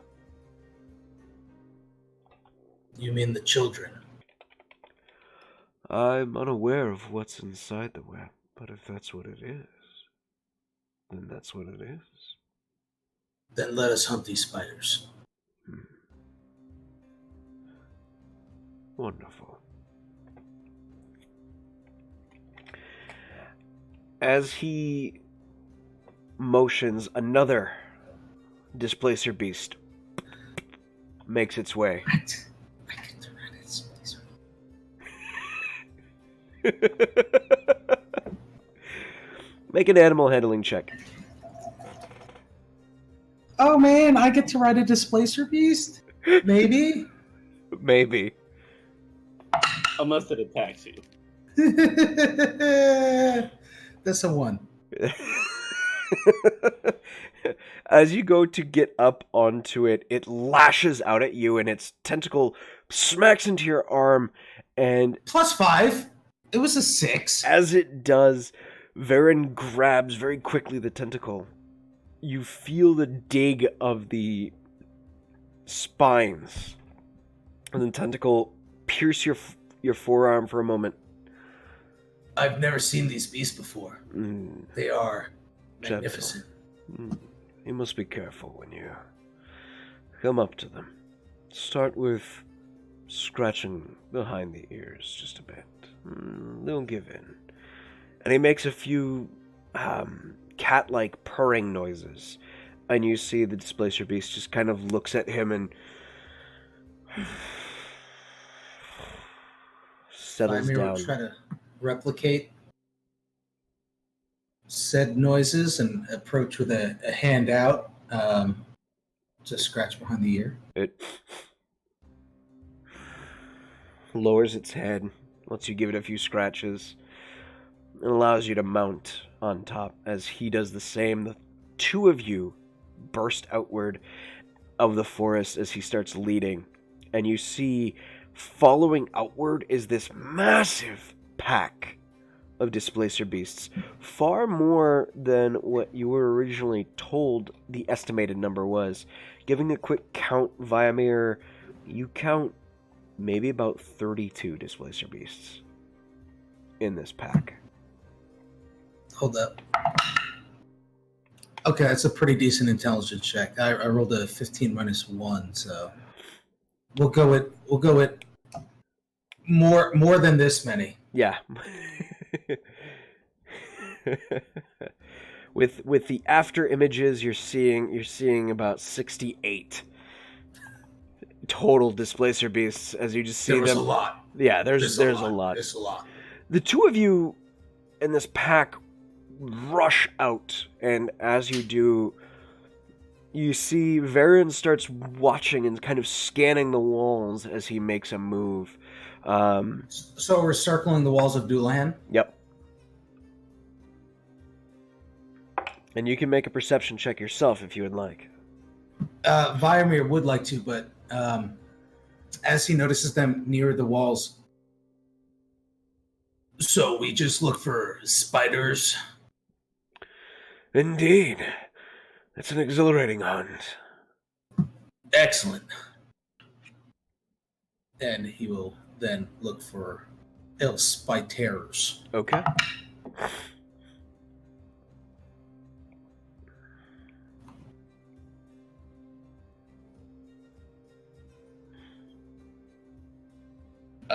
That's only a 10. 10.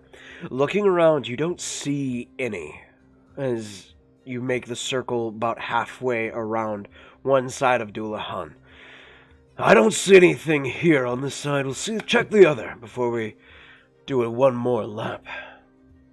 In Sylvan, I'll talk to the displacer beast as we roll by. Thank you for taking me on this journey, friend. And I'll rub his head. Okay. As you do,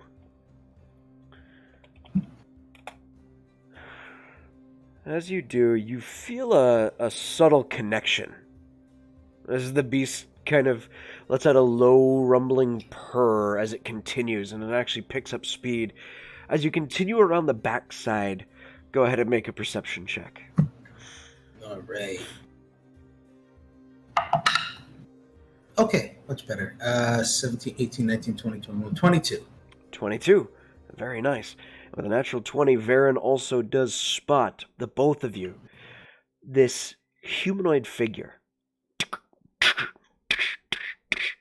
climbing up the walls of Dullahan.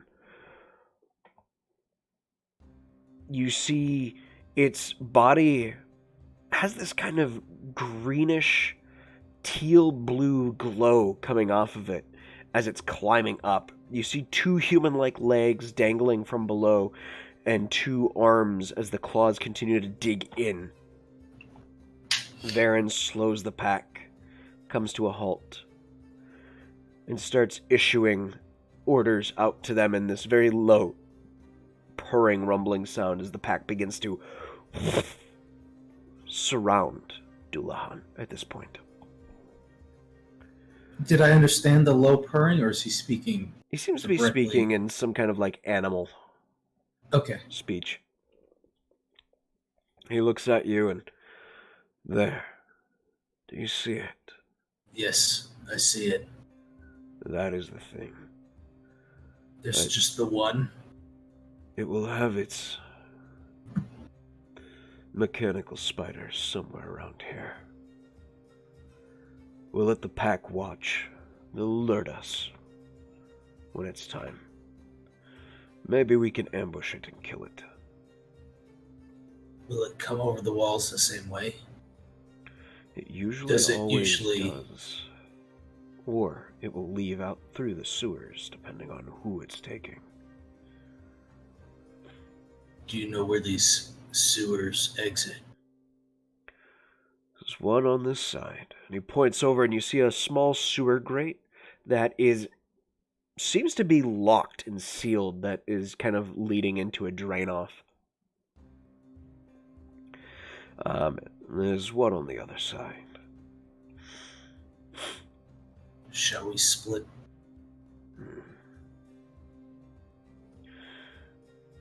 If you would you like to stay here or head to the far side? I don't know where the one on the far side is. I think it'd be Very well. best if you covered it. You stay here. If it comes out, shout as loud as you can, and I will come as quickly as I can with the pack. But this foe is a slippery one. Vimir pulls out his war horn. Understood. You will hear my call. Understood. Can I keep this one with me? She will stay with you for the time being. Very well. Thank you. And he turns to her and Sylvan says, thank you. She gives a very low rumbling, settles in. As Varen makes his way off to the other side, the hours continue to tick over. And just as sunrise begins to peak over the mountains, you see come out of the sewer grate, slipping through one side and out the other, and then another pair come out from beneath and pulls the grate away. This figure thrusts its humanoid torso outward, looks around, you think.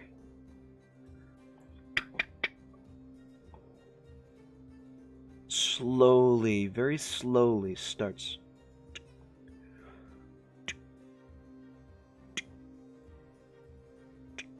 making its way out, and you see on its back, in between the four large spider legs, it's making its way with a webbed small child, you assume. Vimir very quietly, almost a purr as he whispers in Sylvan, it is time. As he mounts up on the displacer beast. Alright, are you going stealthily? Well, I'm going to mount up on the displacer beast. I'm going to try to do so quietly, yes. Are you asking? Are you looking for her to go stealthily? I'm asking permission at this point to. She's gonna let you. Now. She's gonna let you get on. But it's more. Do you want her to go stealthily?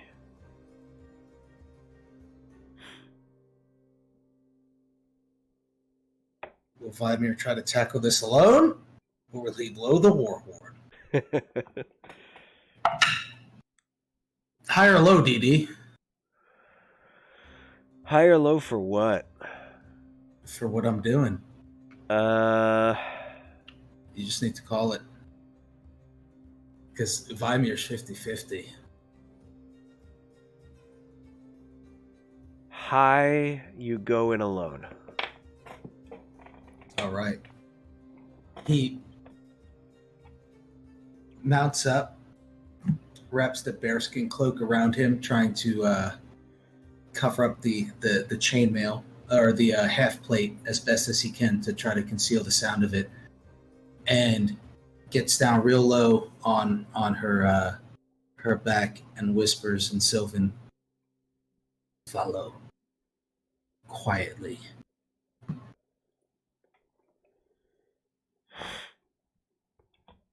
Okay. Making a stealth check. Seems to be following along very quietly behind you. If at any point I lose sight of him, I will blow the horn. Okay. The spider-like humanoid continues its way into the mountains as you see it tries to kind of pull itself within. It's not being stealthy. It seems to think it has the day quite to itself. Vimir is very good with locations and whatnot, so he'll be picking up natural landmarks. Yep, with your Outlander ability. Yes. Easy enough. As you do start marking the direction at which this individual is going, you watch as it starts climbing a rocky face with relative ease. It climbs up to the top and disappears from sight as it seems to enter a cave. Okay.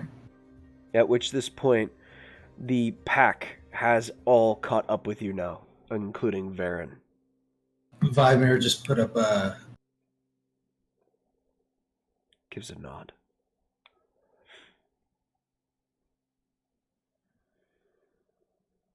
And then he'll point back behind him and whisper in Sylvan, "Can we back up just a little bit?" You hear into the shadows. You hear Varen let out a as the pack kind of pulls back a little bit, getting low. Sun now beginning to crest over.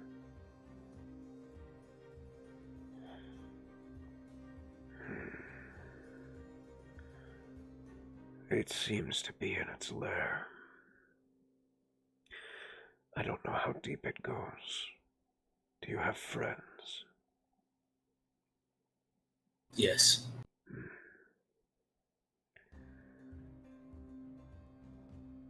Let us go back, and you can get your friends. Take them and meet me in the forest whenever you're ready to go in. I don't know how they will react to the pack. Tell them they'll all get a ride. I still don't know how they'll all react. Not all of them are as in tune with nature as me. Some seek to enslave, some seek riches and glory. Keep them at bay. We will travel on foot. I'd rather them not know. There is money on your head, and some of them will seek it. Fair enough. I'll keep them at bay. I will see you in your return next evening. Vimir will dismount and pet the displacer beast behind the ear, just rubbing a little bit, and then Sylvan say, "It was a good hunt." Displacer beast gives a nod and it's out a slow purr. As you make your way back, Varen takes the pack and disappears after marking a spot easily visible for him to find. As you make your way back to town, getting a long rest at some point within, all of you wake up for the very next day. As you do, there are several guests as you finish your morning breakfasts, coffee, and foods. The crew actually kind of leaning into the mess hall of the Cloud Cutter to make sure there's no weird shit going on before entering in. There's a group of children who are dressed in better clothing now and have been tended to medically, as well as a larger group, you are told, out front of the ship in the docking area, sitting camped out and being fed by Ebgard. And you see another figure inside of your mess hall, clad in full black obsidian armor. There are red lines that come into a T shape around the eyes and nose and mouth, with a very Corinthian style helmet. It is obsidian black as well, with a few small flares and what looks like maybe spikes in the back, as well as at the elbows, and a little bit for the knuckles of the gauntlets. The figure looks relatively slim, and you see there are more of these red line markings along the shoulder, the chest, and going down a ways. You see a familiar, at least for some of you, Fixer, Six, and Vimir, a familiar firearm in their grasp as they stand there waiting for you all to finish eating, not saying a word until you've finished. As you finished, the helmet pops off as they remove it, and you see a very irate and very exhausted looking Cassandra.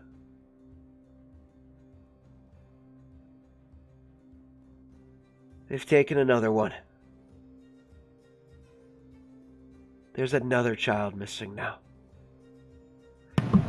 I am going to lay in wait on the senator's house because it's the tallest fucking building in town, and I'm going to shoot this fucker when he comes over the wall, or she, or it, whatever it is. I'm going to shoot it until it is dead, and you can either help me and respond to wherever it is when I spot it, or I don't know, I'll deal with it myself. Those are the options that I'm giving you today. In battle, would you let your emotions rule you? At this moment, yes. Children are going missing and are not coming back. Do you think we are not trying to solve this? Another child has gone missing, and I have to do something now. The soldier in me tells me I have to do something. The warrior in me tells me I have to do something. I cannot stand by. Good. When we set out tomorrow, you will come with us. To where? Wherever it is we go to seek these foes. We can lay in wait and trap it here in town. So If We we don't trap sit it on in your high town, tower. then we can't find the other children. How are we gonna get the other children back if you just go and kill the thing right here? We don't know One of where you it will has to strike have some next. kind of magic. And if you pay attention to the walls, you'll see something come over the walls. There has to be coming over the walls. Then how come it hasn't been done yet? Guard doesn't care. What about your sewers? What about by air? If it comes by What air, if they're still here in town? then we have to find it. Yes. And do That's you think what we're doing. blazing off, sitting on top of your tower, making a scene will do it? Or do you think it'll give it a distraction so it can take another child? I will nail it in the fucking head if I have the time. And if I see it Well- come over, I'm the best shot in this fucking godforsaken town. Then come with us or sit on your tower. Your choice. Make a persuasion check using your strength modifier.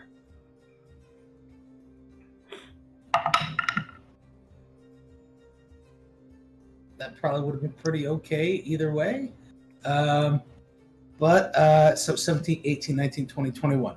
21. She grits. I mean, it would have been okay the other way. She grits her teeth a little bit, looks down, comes over to you, Vimir, grabs you by your armor, and just slams her forehead into yours. Vimir just gives her a hug. I know how much it hurts to lose.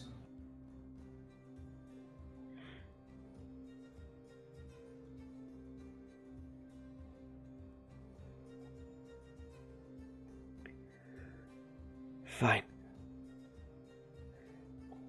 I hope you're not wrong.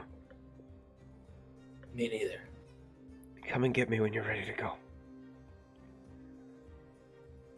Have some breakfast. I'll eat when we're done. And You she need your strength. Come, puts her like Viamir. she puts her helmet on and just makes her way outside.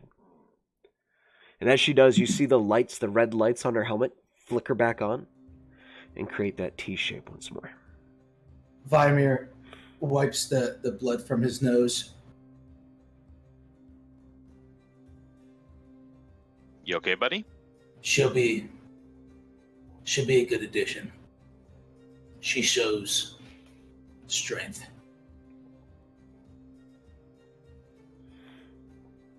All right, so I guess it's time to go see if Orin is home.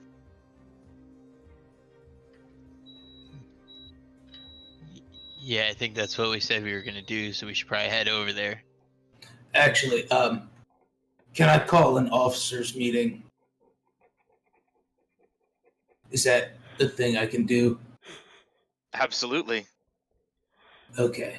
You're an officer. You can As ask us all to meet. As Vimir Vimir says fucking that, pulls out the double-bladed scimitar as it impacts into the deck of the ship. as Vimir Then I sa- call an officer meeting. as Vimir says that in law, you give your response.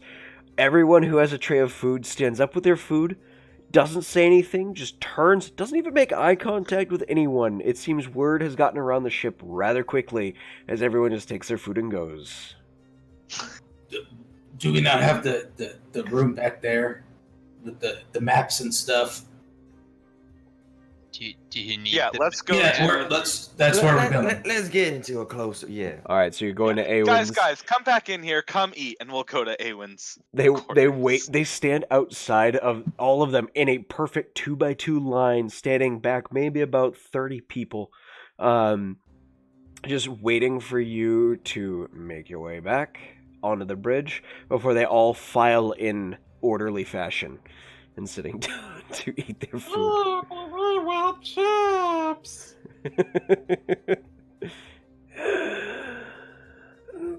touch her. Show me what you know. As you guys make your way into Awen's office on the bridge. As we're walking, geez, wrong changeling. as we're walking, I'm just gonna make a very casual mention. I'll be like, "Law, is your hair shorter? I see it from back here, and it's kind of, it's a little." Law getting a adjusts little his bit of hat to cover the spot. Yeah. Do you still have those dreadful things? They're in my.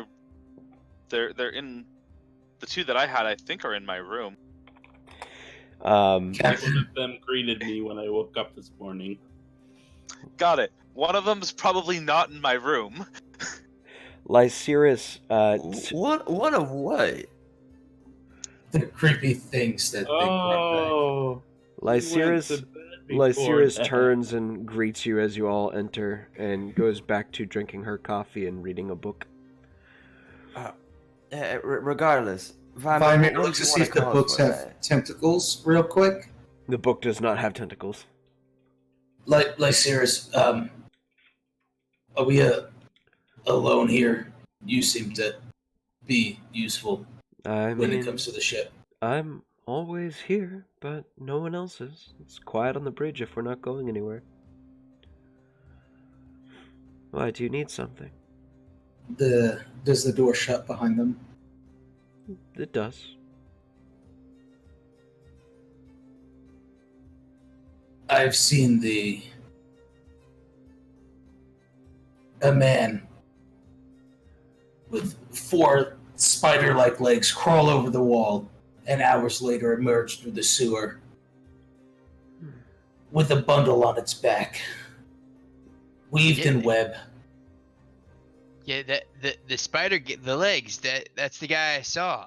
I saw that when I was. I've tracked him. Scrying. That matches up with what we saw in the kids' rooms too, Awen. I've also tracked him. matches up with the story. I don't know if I told you guys about this, but there's a Spider-Man that likes to kidnap children that I found out about. Yeah, I know that story. I brought it up too. I said I used to scare my brother. Remember? Oh yeah. Well, I also have mean the scratch marks that I found on the window. Okay, let's let Vimir talk. I have tracked them to their location. And does this have the 3D map and all that shit in here? Yeah, if you're staying on the bridge and not going in Awen's office, yeah. No, I mean in Awen's office. Oh, if you're going into Awen's office does not have a 3D map. He has physical maps in his office. Physical maps? Can I find the location on the map? The physical map? You can find the general location. It's hard to zoom in on the area. And I'll point to the general location then. It's over here. I'll know it when I see it. Wait. We know where this thing is. Yes, that's what I'm saying. I found it. There's still the issue of 37 hostages that seem to be under some kind of mind control. Oh, did you see? That was always a problem. Give me a second, everybody. Uh-oh. Uh-oh. Discord. Discord. Hang on, folks. It's not my internet. It is Discord. Discord is having a major issue right now. We good? Oh, That's better. Maybe. Everyone seems to be back. Okay. I still have a red connection, but okay, we're back to green. All right, cool. Way to go, Discord. So, Discord OP, please nerf. Discord I shit. mean,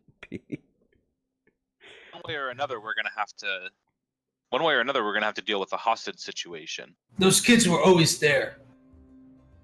Now we know where they are. Or at least I know where they take them initially. Those kids were always there. Yeah, and I'm not. You're saying they're not dead? No. Oh, yeah. We used Aelin- the Eye of Luna last night. They're not dead. Good. They are alive with. What did you say they had on their heads, Awen? They had like spider things.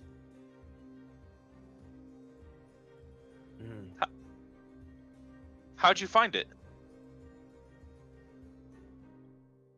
Track them. I made friends. You made friends. Well, one friend. Who? Who helped you? A drow. Varen. I met him in the woods as I walked. He spoke of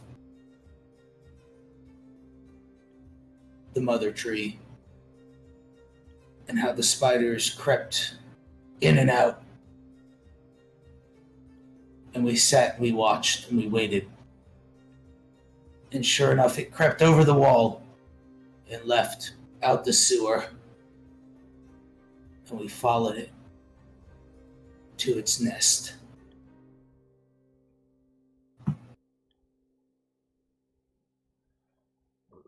Okay, so Then this there's no legit doubt me. about it.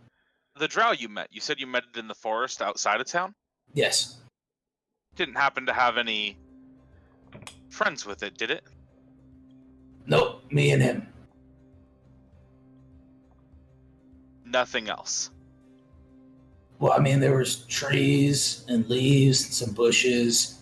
I think there was a gecko, but I can't be sure because it like scurried off. There was an owl. I saw an owl. So it said who. So it wasn't the drow with the pack of displacer beasts then, you know, the one that we're supposed to kill, that it would be a shame to kill your friend if it was that drow. Oh no, we can't deal with that. We have to deal with the kids. I mean, it seemed like it was kind of like interchangeable, but okay. Anyways, Interchangeable. So No. you think kids are less important? Okay. Well, now we know where Sin sits. That's great. Well, no. She doesn't. I mean, Sin hates kids. It looks like they're not dying at this point. They're just being kidnapped Hey, and then Hey, DD, We should Still alive. still get them as soon as possible. You. is Law getting any kind of vibe from Viamir that he's not maybe telling the whole truth? or that he's full of shit. I mean, do you want to roll an insight check? I would absolutely love to roll an insight check. Okay. Viamir, deception check.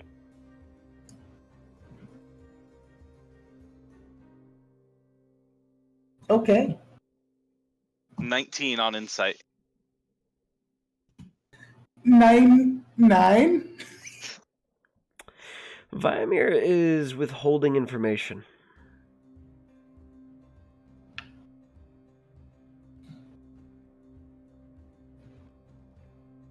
Viamir, Yes. I value you more than my own family. I see you more as a brother than any of my brothers that I have back home. And trust me, there's 7 of them.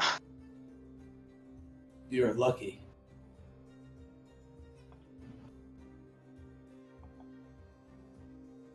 I just get the feeling you're not telling me everything. You don't trust me that I found them. I'm not saying you didn't find them. What I'm not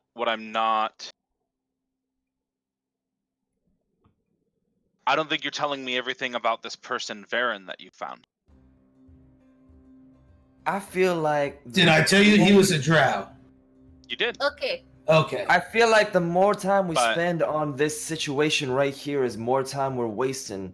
That we could just get the kids first. How about we go and actually deal with this first problem, and then go and find out what if there's anything to do with this Varen person, and if he's the drow with the displacer beast. Lycirus. Yeah, What's up? Can you confirm that nobody else can hear us? Yeah, no one else can hear us. Do you want them to hear us?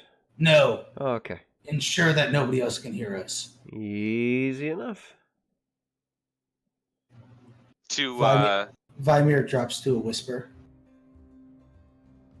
We will not hunt the displacers. Wait, does that mean you found displacers?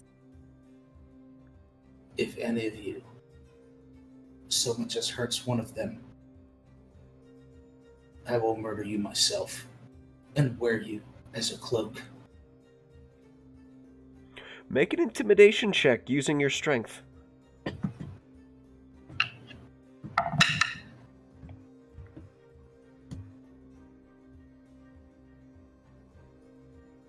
Uh, 19. If you would like to make a wisdom save, any of you, you can.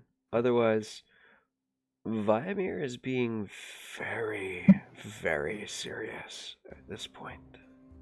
Okay, but Vladimir, Fix your did you save. get to touch the displacer beast?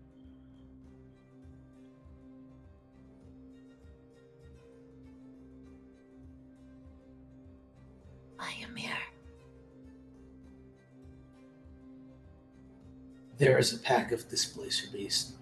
Yes, but did you get to touch them? No, just one. Was it soft? It was like actually quite coarse. It was nice. Tough on the outside. She was nice. I want to touch a displacer beast. That's all I've been wanting to do for since we found out that there was displacer beast. That's all I want to do is pet one. And do you think that your friend Varen would let me pet the displacer? No. Damn it. Are you sure? Yes. Okay. Second question. Follow-up question. Last question. Is Varen cute? He's a very handsome fellow, but Was he? sure. He was a very handsome fellow. He was slender, square-jawed, athletic-looking, but I don't know if that's something Vimir. I don't know if something that's Vimir would notice. Vimir would understand an attractive man. Yeah. By your standards, he would be a fine specimen to mate with. Okay. Question. Do you want to come with me? I think that we should go get some potions with some of the ship funds for us so we don't die. There was a lot of displacer beasts. I told Varen to keep them at bay because I don't trust people. Well, are the displacer beasts here for the spider folk, or are they for Doulahan? They just live as you do. They follow their pack leader, who right now wants to deal with these despicable people removing children from their homes. So they're Then not we here. have the same goal. Yeah. If Yes. we have the same goal, then we don't have. They aren't our enemy. Yes, but you are one that chases bounties, and it is a bounty. You see my trepidation. The bounty itself didn't mention anything about specifically having to kill them, as long as they're not here anymore. The They terms of the live contract. I believe the terms of the contract specifically was dealing with them. If we can assure the senator that they won't be a threat to the city, as long as the city's not a threat to them, then Exactly. that's a problem dealt with. You, at this point, Law, receive a phone call. Let me get this real quick, and he'll answer the phone. Hello, this is Law. Law, it's a pleasure to talk with you again. I'd like to congratulate you on at least returning one of my children home safely. I look forward to when you find the other two. Keep up the good work. Who's home, Soren? Orin returned home. Thank you very much. Hey, Soren. Yes. Keep your eyes on Orin. Of course, she's just returned home. Not going to lose her out of my sight. I just mean be careful. Of course, I've doubled my security. You'd like them. The tiny little loots. I would,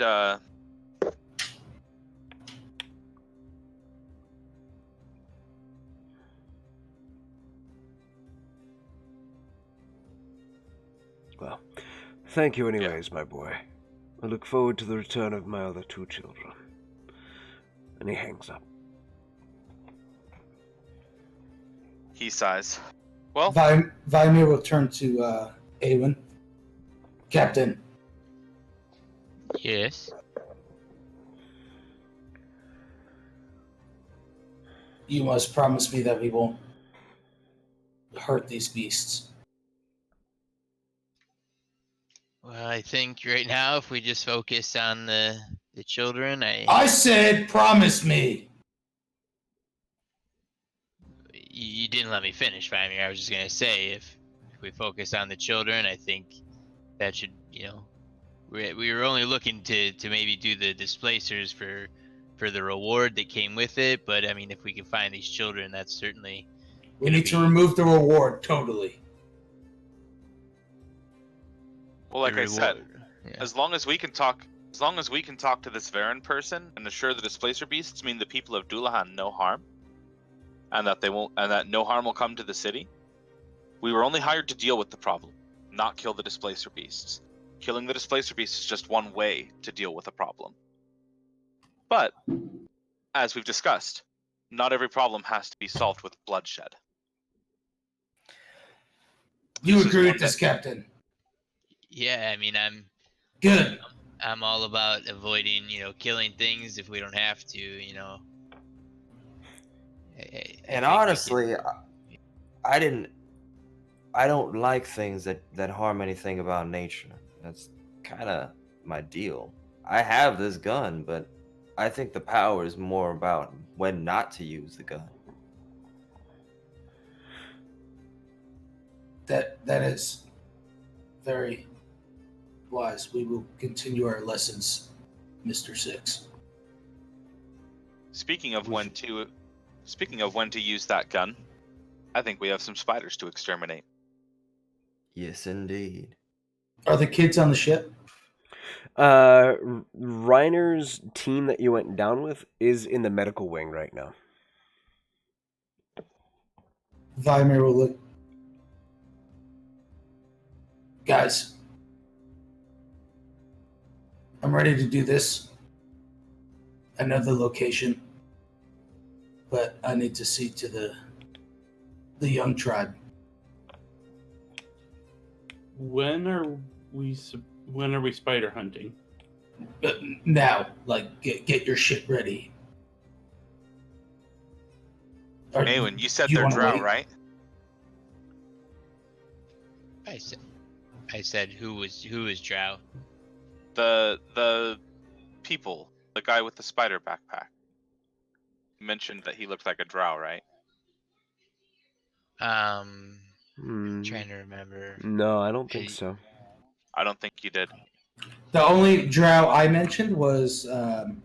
Varen. Yeah. Varen. I was wondering how much detail Awen went into with telling us what he saw.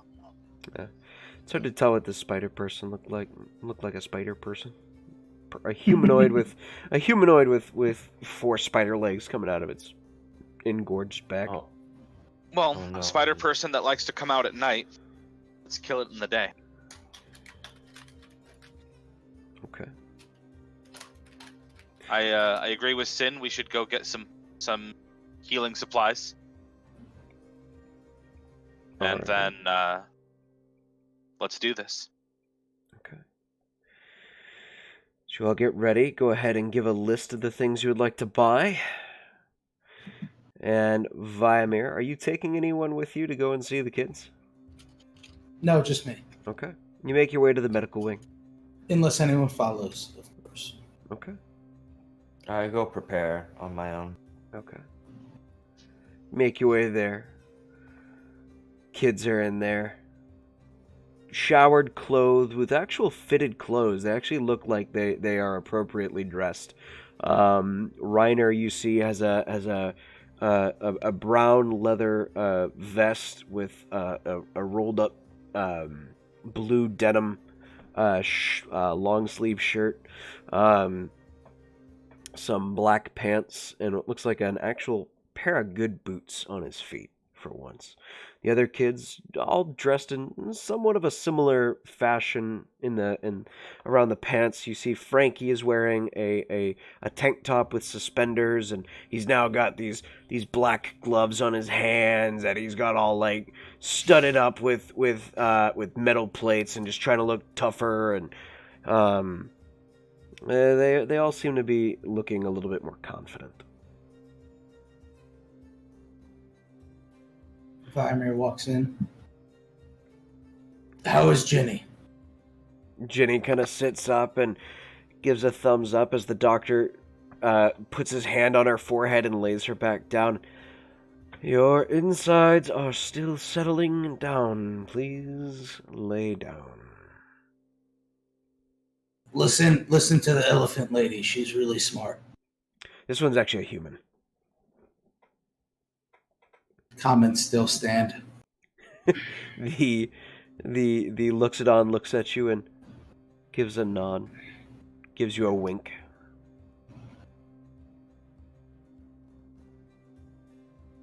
Hey guys, come here, gather in close. Yeah. What's going on? You did good, but you won't always have those guns to rely on. Or the nice elephant lady to heal you up.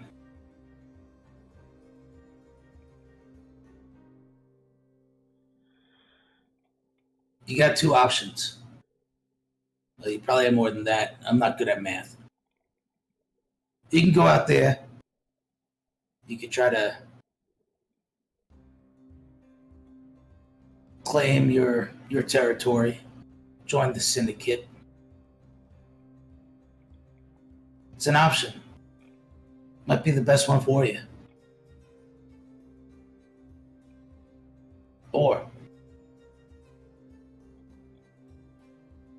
you can join the crew here. Work for me. Your choice.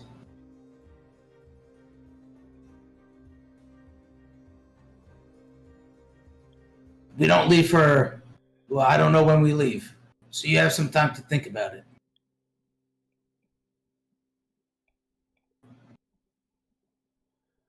You want to stay here and be your own tribe? Or you want to come join mine?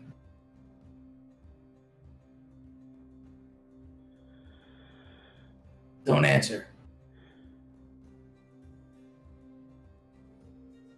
But you're all getting tattoos. The Luxodon doctor looks at you and... Not this early in life, Viamir.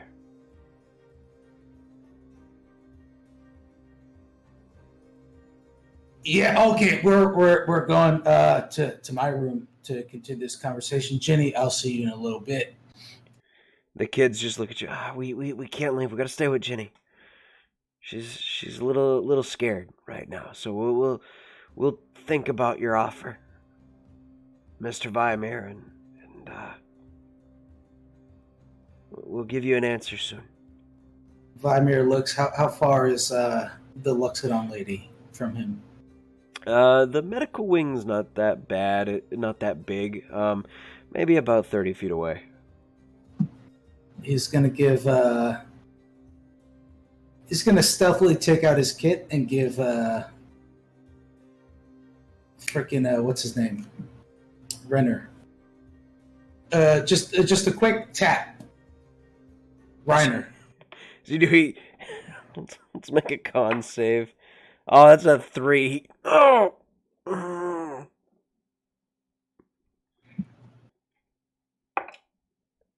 She rolls a 2, but even then, her perception is good. Her large elephant-like ears shift. She stares at you, crosses her arms, and narrows her eyes, and waits for you to do what you're going to do before you leave, or she throws you out.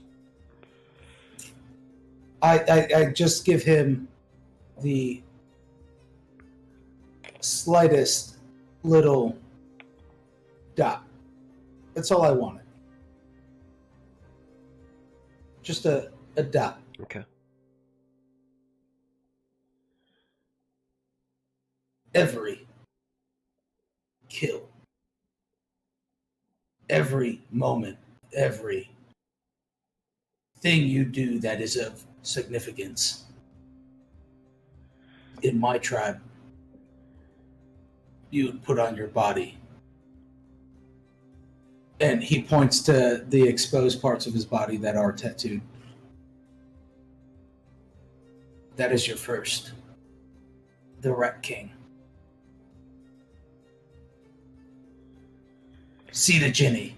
Do one for Tommy, too.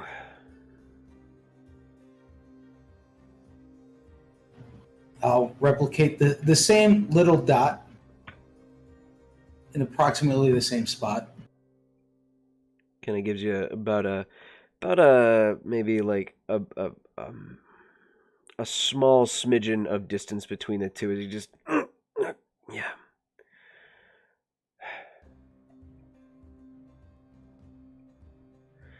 Okay. Memories. That's your beginning. Build on that. Will do. And that He'll tussle their heads.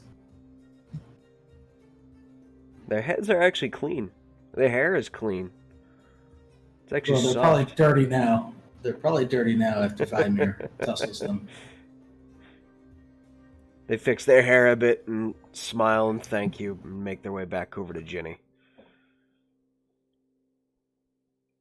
Vimir will go up to Ginny. You were brave. Just like the rest of them. Scars tell the best stories. Okay. Rats suck. There's far worse things than rats. And I'm sure you'll conquer them too. Okay. Goodbye, little ones. They give a nod and say goodbye in unison as you make your way out. Okay. So, before we end tonight, let's get the potions out of the way. So, how many are we looking to purchase?